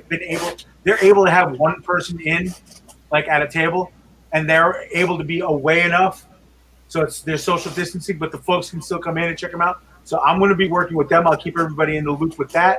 I'll be doing a couple of appearances there. And December 6th, out here on Long Island, we have that show, the Suffolk Comic and Art Expo, which is going to be exciting. It's here on Long Island, but it's, like I said, the social distancing and the protocols that they've put in place, it looks like it's going to be a good opportunity for everybody to come, get a little bit of our normalcy back, but still have a lot of fun. You know, we will get a con back, so it'll make it feel a little bit better. But at the same time, we're still gonna, protect everybody and protect ourselves. So, like you were saying before, people can go out and enjoy themselves, but still be safe. Yeah. So it's a little bit of everything for everybody. Oh, and one last thing, I do want to mention that because the holidays are coming, and anybody in the madness that wants to see this. This is a little piece of wood. It's about 2.5 inches across. Hold on. Let's see what Pete's talking about right It's now. about 2.5 inches across. Okay, it's got a little hole. It's going to have a little ribbon, like a ornament for, say, a tree or a gift or whatever for the holidays coming up. Now imagine Rick, one with Rick and Morty, the Superman shield, Oh, Captain yeah. America shield, Spider-Man, the Joker, Batman, Wonder Woman, Goku, all sorts of wonderful treats. Pikachu. I'm going to paint them all onto these. I got 45 of them. Nice. Got to catch them up. And I'm going to be selling them for $5 each or 3 for $10. And those are, because my website and my webmaster are trash, I'll be selling them here on my Instagram and my Facebook. Just message me, and I'll be posting about them, and I'll post all of this nonsense back in the madness. And just while I'm up, that's not the finish, but that's the inked Vegeta that I was I working on. might need to get 3 of those, like one for the happy couple, one for the boys, and one for the girls. They can put whatever they want on each side. You know. Well, they can put whatever they can tell me, and I'll get it done. Yeah, But that's what I mean. yeah, but I was also thinking it's funny you say that, Pop. I was like, ooh, maybe I'll make a couple. I'll put a Thor's hammer on a couple of them, stuff like that. Dude, Thor's if hammer you're having on problems, and Stormbreaker on the other side. Right? Yeah. See, there you go. if you're having Max? problems with your website, get with me offline. I do Um, that. No, So, I appreciate it. Right now, I'm having problems with the website, and then what I need to do now is once I got to handle one other thing in regards to it, and then I got to get ownership back. I don't have complete ownership of it back for some odd reason, and I need to get that done. Like, I need to own my domain name. Yeah, That's the you problem. definitely, It's not Pete, definitely and it's do. not mine. It's my studio. I need to own my studio's domain name outright, and I don't right now. And it's not going to be a big deal. It's just a matter of putting a little money, transferring and putting a little money into the right pocket and getting it done, and then it's mine again. So, and you're in it. You know that takes a minute or two. Yeah, You know, I just got to get and the guys luckily the people I'm working with in regards to are completely amicable. Everything's cool. Where everybody's thumbs up. It's just they're dealing with some quarantine stuff, and he can't get to what he needs to get to. So I was like, "Yo, bro, that's cool. Do what you got to do, and then give me a date when we can sit down and talk about it, and then what I need to do to be master of my own domain." No pun intended, but yeah, there was. Yeah, we had a meeting with a publisher in Brazil. It's one of the largest publishers in Brazil, and they want to take a look at Mary Machine Gun to publish in Brazil because we're translating all of it into Portuguese. Oh, that's because cool. Our artist is from Brazil. Oh, Brazil. He may speak Portuguese, you know. He does speak Portuguese. So we're going to translate it into there. So they're like, "Hey, it's localized. I think it would do well." And then the day we were supposed to have the meeting, the guy came down with COVID. So it's got like 2 weeks that we have to wait until we can talk to him again. And I'm like, and they're like, "No, don't worry. Everything's fine. We want the book. Everything's good." And I'm like, "Yeah, you can tell me that. But until I got a piece of paper with some signatures on it, I don't believe anything." Damn straight. And nor you should. So, Oh, by the way, Max, thanks for stopping in the other night while we were talking to everybody and hanging out at the pit. Yeah. Appreciate that. That was cool. No problem. It was. You caught the and even though we were a little rough, you still caught not positive, the softer end of the curve, because the 2 weeks prior, wow, we were the last 2 weeks were definitely a wide open, keg filled frat party. But The pit. huh? Nothing, For the nothing pit. wrong with that. Yeah, and then this week was much smoother, a little easier. I mean, we still managed to get our things. Jay, Ruffle some feathers. well, no, not ruffles. But just because we found out that Jay makes some of his money. Our buddy Jay, I know he's still listening. He makes some of his money at the cons by giving people hernia tests in the men's room. So Oh, that was the running joke of the show. There's always something that runs like our cough. I pretty much our first show. Some guy came on. followed me and followed the show. And then he came on. I guess he was trying to troll us. He came on and said, "Can I ask a question?" We were like, "Sure." Which guest would you like to ask a question to? And he said, "All of them." Okay. Then he said, "My penis is 3 inches long. What do I do? Or 3 centimeters long. What do I do?" Now, I guess he was expecting us to be all upset or disgusted, or we started trying to help him. Yeah, I'd ask him if he's talking soft or hard. Well, we did that. Then we asked him about if he's seen a doctor, what kind of doctor. I Googled what kind of doctor he could go see and medicate. Like, we were trying to help him. And I don't think Nobody used the tuna can joke, really? Yes. Somebody did. Like Somebody did. Somebody said wide or long. Somebody did use the tuna can. So we were trying to help him. And it was the running gag, and I was hoping he would come back the next week. But every week something just sticks. And I got to tell you, we got to get the guys from Loxahatchee Streets back, because those guys are fun. That's and when a fun crew. And when they are off, Phil, were you there? Were you watching when we went off on our run with them? Oh, I watched one of the times where you had them all on. I had them on in the pit, and we went on a solid 40-minute just roller coaster ride of fun and just a chat. And what was funny was we stopped and we calmed down for a second. Then I asked point blank, "Did I just experience a writing session, like a brainstorming writing session?" Oh yeah, when they're telling the stories. Yeah, when we were telling the stories. Yeah.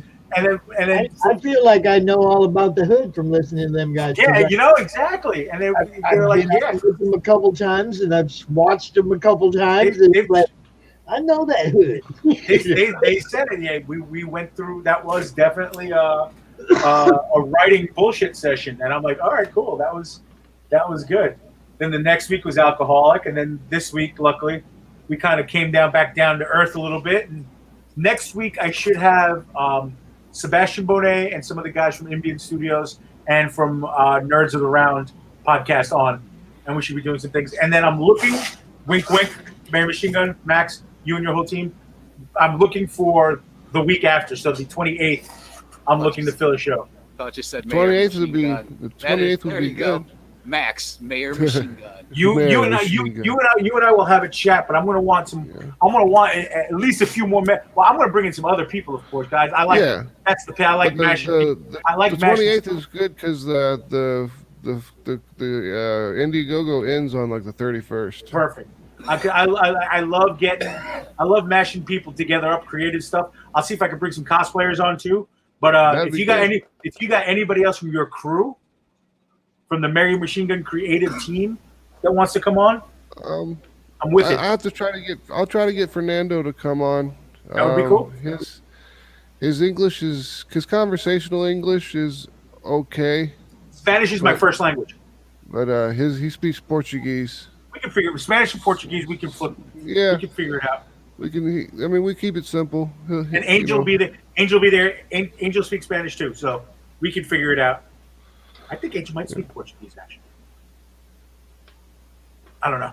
Well, they will figure it out. It don't matter. I'll talk to Fernando and get him on there. We will talk and we'll try, because I try to book a couple weeks out. So yeah, that'd be perfect. And it'll be nice to push the book a little bit and stuff like that. Yeah, right there at the end. That'll be great. We kind of seem to have hit the wall for our reach. We can't really. All the same people like our stuff, which is great, but we're not getting any new eyeballs on the. We got to get you over that wall. I know. That's easy. We'll just keep sharing. We just keep sharing it. That's all. Yeah, I mean, I put it up. At least I put it up once in the morning and once before I go to bed. You got to get it in other places.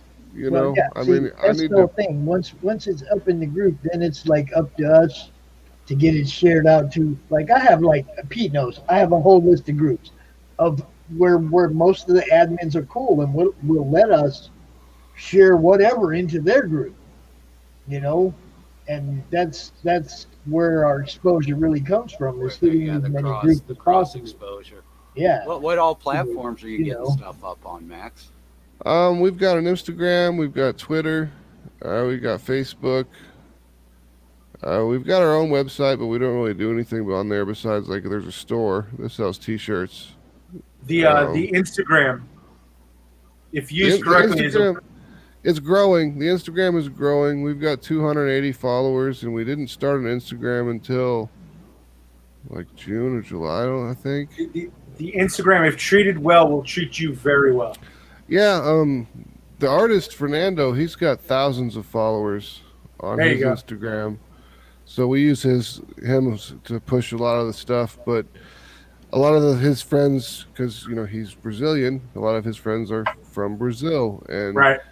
our Indiegogo is actually only in the United States. Like we have a whole bunch of people from Canada being like, "I want to back this book, but I can't," and they're like, I'm sorry, I can't let it go internationally because that's just the way Indiegogo allows me to do it. It's either I keep it in the U.S. or it's international, and I can't allow it in Brazil right now because we're in talks with that publisher in Brazil. So I can't allow it to be purchased in Brazil yet because they won't like that. Right. Yeah. Now, It's funny is how it- they are with that. Is it out of country? Is it giving you a shipping cost of being a? Is that part of the issue with why Indiegogo won't do that, or what? No, I mean, No, Indiegogo that- just says that they don't have a North America. It's worldwide or the U.S. All right. yeah, that's it. And That's your only options. So us or Once the- everybody. once the book releases, I'll be able to sell it on the website and people can just buy it however they want because everyone's like, if it's shipping costs, you shouldn't worry because we're paying the shipping costs. And I'm like, it's not shipping costs, it's just I'm under a contract right now. I'm under negotiations and I can't release it. I would love to. I would love to sell my book to more people. Trust me. I would love to That's have what you're trying to do is sell your book to more people. That's what you have to get them to understand. exactly. Like, I'm like, you're trying- I really want you to read my story. I mean, everyone can look at the book and they can see Fernando's art and they're like, wow, that's amazing. Everything looks fantastic. But I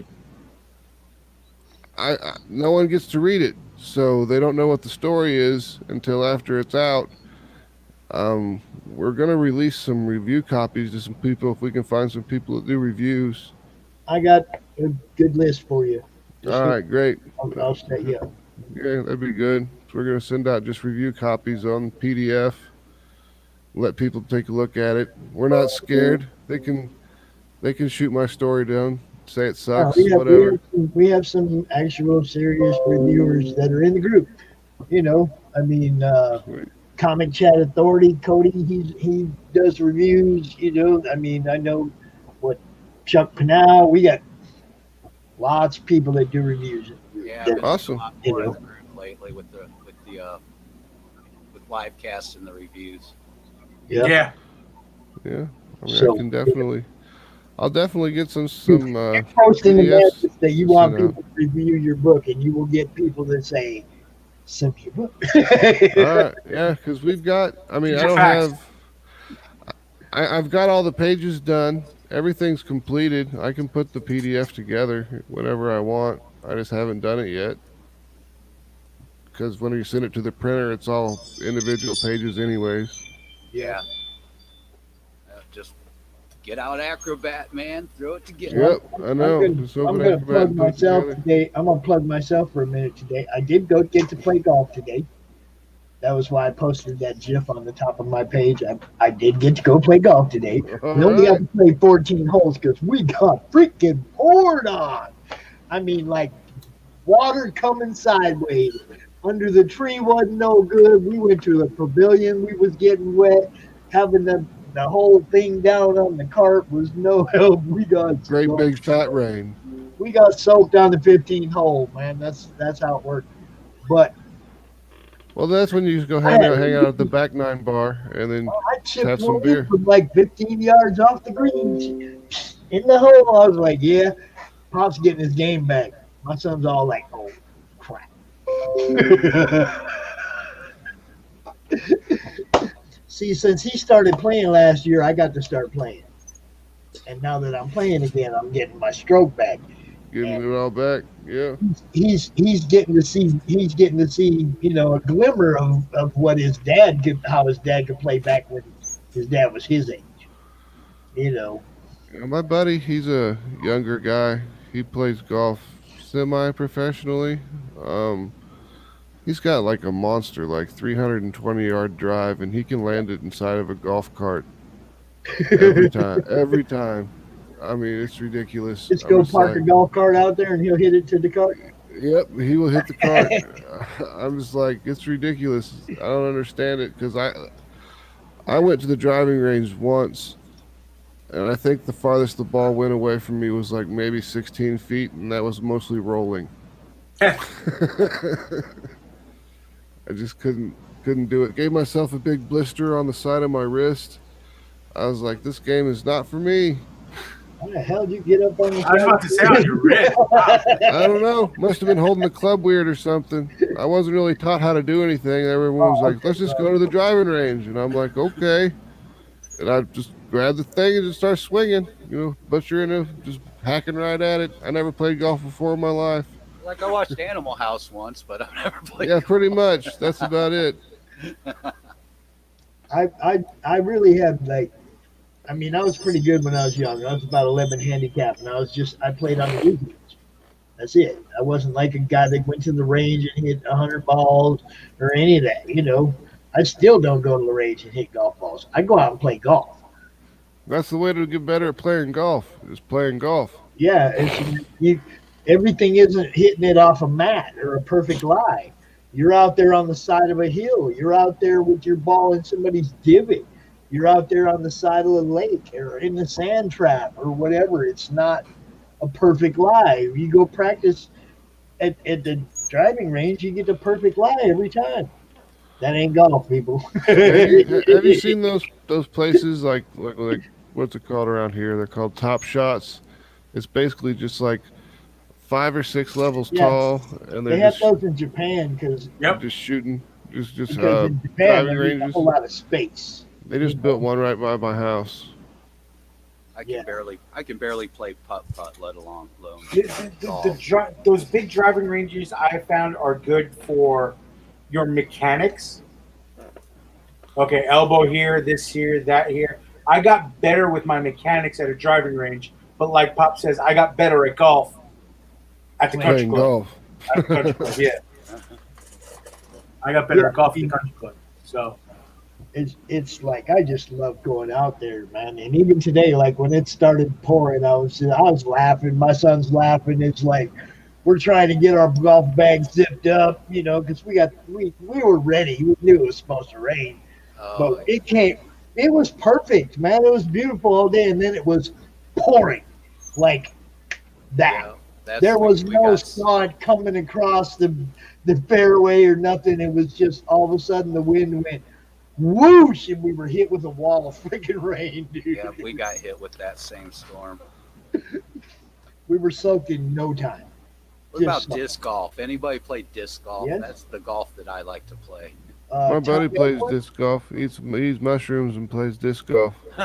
Sounds like the way. Tom Edward in the group is also a friend of mine from Arizona. He plays disc golf a lot. He used to post videos all the time, and then he got to have baby and stuff. Don't see that many videos from the disc golf course anymore. Yeah. But lots of videos of the little girl. She's adorable. So Babies change your life, man.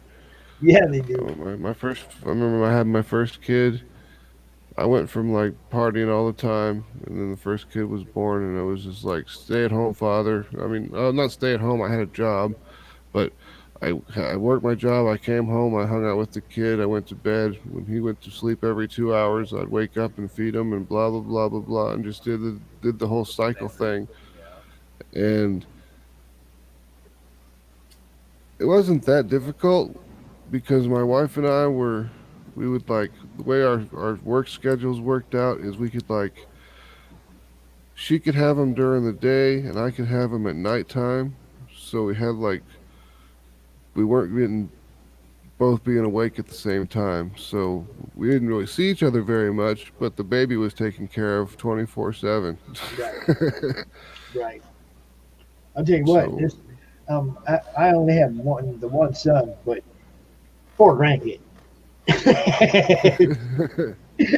And they will work you, they will work you, and they will work you. Remember that. I've got 2 kids. I got 2 sons, and I'm hoping I don't become a grandfather any very time soon. I mean, one's 18 and one's 19, so it's a matter of time. Yeah. I was 47 when my son made me a grandfather, so that wasn't too bad. Yeah, I'm 42 now. So we'll see how long it Feeling takes. old, because I'm 57 now. Shit. But actually, I don't feel nowhere near that because when I go out in the golf course and I smack that golf ball and it's out there where my son is, and my son's a great big old motherfucker. Yeah, I might be old, but I don't feel it. I still try to, live. Gotta have a good time. Gotta Yeah. have a good I time. go out there and try and hit that, and we play from the championship tees, and I go out there and I try to smack that ball as freaking hard as I can. I don't, because I'm a senior doesn't Happy mean I'm up Madison. there. I'm not up there in them yellow tee boxes. Man, they wouldn't be able to touch me if I played from the senior tees, dude. They wouldn't be able to touch me if I played from the senior tees. All these youngsters that I play with, Yep. if you give me that kind of an advantage, a 50, 60-yard advantage on every hole, they wouldn't be able to touch me. Yeah, it's too much. That negates all the distance that they have on me right there. Yeah. And my short game kills them. Well, yeah, I mean, if you're short, I mean, the short game's the important. That's the key to golf. Really, is the short game. Well, yeah, when Driving you're that age and you're out there driving with a bunch of 30-year-olds that are crushing it, you're trying to crush it too, though. Oh yeah, you got to. You're trying to be out Especially there when with them. Especially when it's your own kid. You know, Yeah. you can't get shown up by your own kid. Exactly. So I'm out there trying to just crush the hell out of the ball. And, he gets me by 20, 30 yards, but mine's in the fairway. And that's what matters. Yeah. Accuracy. Accuracy. Guys, we got 3 hours and 16 minutes. I'm thinking, yeah, Rod just got over. I got DVR. I get to watch it. No commercials. All right. That's how I do my wrestling. I do it with no commercials, man. I can't stand the commercials. That's how I do all my network TV, DVR. Anything I watch that's got commercials, I DVR afterwards. I don't think I've had television in 10 years, but I mean, I've seen everything because Yeah. it's all on streaming services or, one of my friends sailed the high seas. Arr.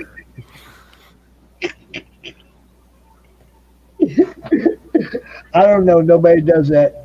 I don't know. I don't know anyone that does it, but I mean, when you see a video that's got some other guy's watermark on it, you have to ask kind of where it came from. And I don't want to ask that question. I'm not going to ask because I don't want to know the answer. I don't know nothing. Nothing. Better off not knowing shit. I know people. Pete, Phil, thank you guys again. Came through big last weekend. It was fun. Yeah, Yeah, CromCon, you guys must have wore yourselves out. It was mean- long. It was a long one. 3 days, Me and 3 Pete days long. hiding behind the icons, occasionally pulling all the levers, pushing Yeah. all the buttons. It went off pretty smoothly, though. I mean, for some of the online style conventions that I've watched, it went by very smoothly. I mean, it sucks that Facebook has that limit. For, Yeah, what you is gotta it, like take a that 4-hour break. limit or something? Luckily, They'll let you do 8 hours, but we try to cut it. See, I was always like, if I cut it at 7 and then restart it, I'm good to go for no matter how long it goes. It's not going to go another 8 hours after that. But we have gone till 2 in the morning from 7 before That's pretty at close. the end of the CromCon. Yeah. The Sunday night, we ended up going like till 2 in the morning not last time, but the time before. So I go to 7 o'clock. I kind of stretch it, 7 hours, and then leave myself 8 hours more if I need, But we've been doing this, like I said, we done that was the seventh one. We've done it enough times where we pretty much have the bugs kinks worked worked out. out. We know what to do if somebody doesn't show up. We try to have somebody in the wings ready to come out. If not, we extend somebody else's Or time, there's whatever. text messages flying back and forth really Yeah, quick, right? yeah, Yeah. it is. It is. Yeah, There's a lot going I've on behind the I've scenes. been on the People production don't side see. of podcasts before. It can get hectic. That was cool. Pete even had that intro thing going on for the segments. That was really cool. Yeah, that's all Production. stuff I don't have. Production. They call that interstitials. Production. It Wow, also gives you a second to get your shit together. Yeah. Yeah. So it's like, okay, now, okay, cool. Who am I talking to again? Let me look at the bar real quick. Look, I gotta tell you, it moved when it needed to move, and then there was 2 spots that whatever, but Yeah. whatever. The first whatever doesn't exist anymore. It's on the cutting room floor, and I deleted it officially. And Yes. the second whatever worked out just fine. So, because the second whatever was like, "Where is everybody?" Okay, I'm by myself. Cool. So, fuck it. I'm going to talk about myself because and see, and until that's Phil shows okay. up. And see, that's okay because the whole thing of having, you guys do the show with me is because you've done the show with me before. First off, you know what's going on. You've been there when somebody doesn't show up, and you've been the guy that ate up that time because somebody didn't show up. I mean, it was It like, worked out just fine. I was totally confident that you guys had it. I have to see. Speaking of which, I have them all downloaded, and they're taking up space on my computer. So I will find if I have room on my Google Drive, I'll put them there, so you can just log in and get them. Either that or you could just zip them. Yeah, one way or the other. The know. Google Drive would be better because then we don't have to do anything. I can put them up on Google Drive, give you the link. You can go there, download, and put them up. Yeah. Nice and easy. What do you mean zip them? You can zip drive. I can compress them. You just Oh, you compress can't them compress into video though. Huh?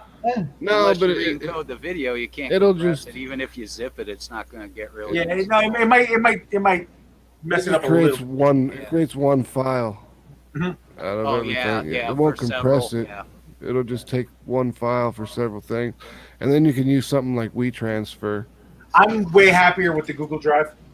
Google I use gives you Google Drive plenty- too. Yeah, it Yeah, gives you plenty of space, man. I- What, you know, 150 I give them $1 a month or Yeah. something like that, and I get a terabyte of space. Exactly. So I think because Oh, I do for the month. It's he $1. does the dollar. Yeah, the dollar. I do the same thing. Well, damn, I got to do that then. I need more. It's room look, than that. as an artist, especially someone that works with digital, like, okay, I work traditionally, but because, like I said, I have a print order coming tomorrow. I had to do everything online. I had to fix my colors. I had to do this. I had to do all my sizes online. Excuse me. So having that, terabyte. Oh my god, And it's only $1. something Yeah. like that. 99 cents. Okay, well, I'm doing that for sure. I thought it was going to be a lot more than that No, it's like 99 cents for like a terabyte or something like for the that. month. Oh yeah, Yeah. I got to jump on that then.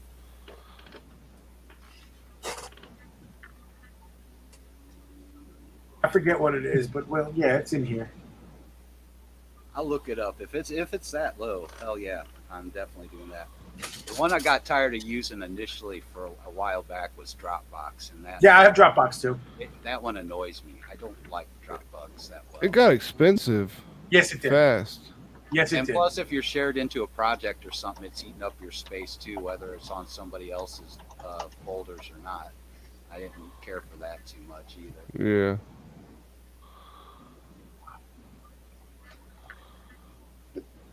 I don't know how to look up the thing about. I'm on it now. I just need to. where I can buy the fucking thing. Cloud storage.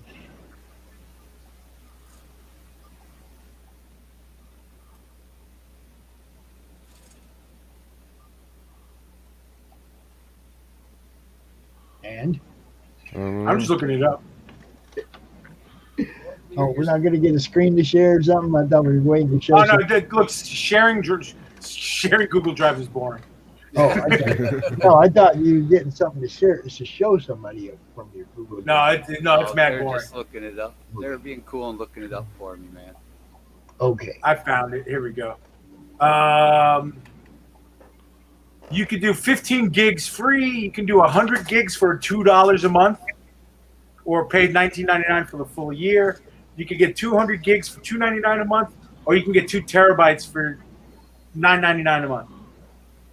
And that's your, what is it? Maybe I do the Drive Cloud commercial. storage. I Cloud think storage. I must have got a deal. You got a deal. when I did Yeah, you mine. got a deal. You got a deal. That's all. No big. Yeah, I was Because gonna say, it I don't even need a whole. charges. My phone charges me $1 every month through like And you Google. probably got a deal through your carrier. Yeah, probably. They do that. Yeah, yeah. You probably got a deal through your carrier. I know Still, even the 100. tiers aren't that bad, man. No, I have the 100 gig, and it's perfect. Yeah. That's plenty of space. Yeah, because I wouldn't buy. I have the external hard drives. I actually have to get the external hard drive for the PlayStation, but I have the external hard drive for the computer. So I want to buy another one because Yeah, I always have 2 external hard drives with everything backed up on each one of them. That's why I got to get a new external. And I'm so proud of myself. I just then I deleted. have it on Google Drive. I That way I did. have Phil I will have it appreciate off. this. I just have it deleted. off site, and then I have 2 that are on site. It's nice to have one you can carry with you.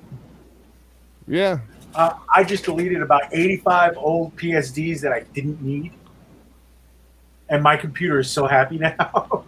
Yeah, I've got plenty of those and plenty of JPEGs that I could probably go through. Dude, I just deleted. I'm gonna do another purge before I upgrade my RAM and stuff, just because I want to do.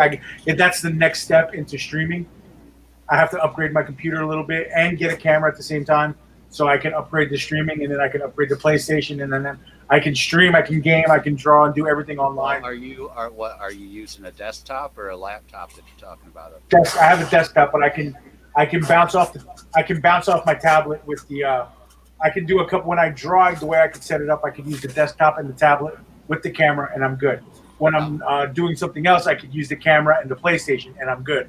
So, Well, if the possibility, also you could, like the video card I upgraded to has a built-in video encoder that's separate from the graphics card, and it doesn't put any strain on your graphics at all. And it's I'm on Mac. Oh, okay. Never Sorry. mind. I'm on a Mac. No, I'm super happy. I love it. It's easy and it's cake. Yeah, well, extra RAM will definitely help then. Yeah, that's all. That's all it is. It's and luckily tech support lives right in the next room, so it's a quick. Awesome. Yeah, it's a quick upgrade, and then the camera I just got to buy it, and then this week, and I think it's been easy to. Plenty of people have already mentioned it today. I'm upping my presence on streams and online, doing art and stuff. Like I'm going hard now, because tis the season. You know. Cool. yeah, might as well. I've been doing a little more. I was on showing off a piece the other night over on Jimmy Ray's channel. Reyes. Yep. Oh no, I'm going to be trying to build my own platforms and doing stuff like that, and rearranging some stuff and building some stuff and world building and working on books, and that's I like the sketch offs. Yep, those are fun. Yeah. Those are fun. I had to get anything done. I had too many big commissions on my board that I needed to get rid of, and that's why this weekend was huge. I like seeing these 4 boxes in front of me, ready to be shipped out. I'm like, yes, thank God. Finish one more, send them all out at the end of the week. Super happy. Everybody's got their shit. I'll be happy. Then now I can sit and paint, which is what I have to do the rest of this week too. I mean, I got so much shit going on. I mean, Jesus Christ. I hate that I own one of these, and I love that I own one of these at the same time. See if I can get it in the camera. I hate that I Ring own light? one of these. Yeah, I hate that I own one of these. I love that I own it, though. I have so many different lighting. Yeah, I have so many different side lighting setups and so many different tripods for lighting and all sorts of this for painting and stuff. These things, I didn't know how valuable this was. The video today, They're lit by awesome. this. They're freaking awesome. Ring lights. They used to be hundreds of dollars when you were I got these for $16. just a few years ago. They were hundreds of dollars to be used, and they used them mostly in making movies. Right. And I think it was then, the LED technology probably makes it Yep. super cheap. That's the other thing I need to get. as A soon bunch as of LEDs came out, it got dirt cheap. They even do that with stage lighting now instead of Mm-hmm. cans. That's the next thing. I got to get a string, not a string, but I'm going to get a tape of LEDs for my table for when cons start up again. Oh, nice. I'm going to light up the whole fucking convention center. I can't wait. It's going to be. Once my prints come in and I can set up my background, and I'll send you guys a picture and I'll put it in the madness. I'm going to basically set up the backdrop for my table of what that'll look like with all the prints behind me and then a rack of paintings. I got to finish the fucking paintings and a whole bunch of everything. It's full tilt, full bore. Let's fucking go. See, since we couldn't do any cons this year, obviously, because they're all shut down.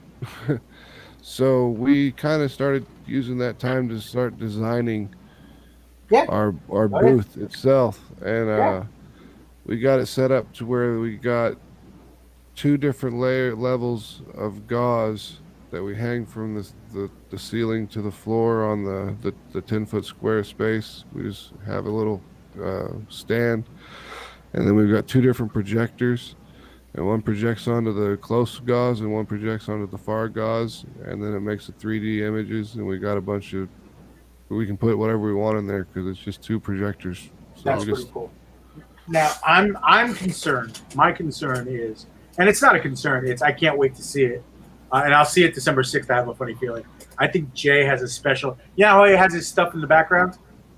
Yeah. I think he's got something planned for shows. So I can't wait to see what the mad scientist has planned for that. So that's exciting. Good. Pretty cool, guys.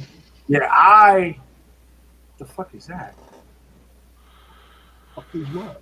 No, stuff just popping up of a thing that's like, it's just an ad.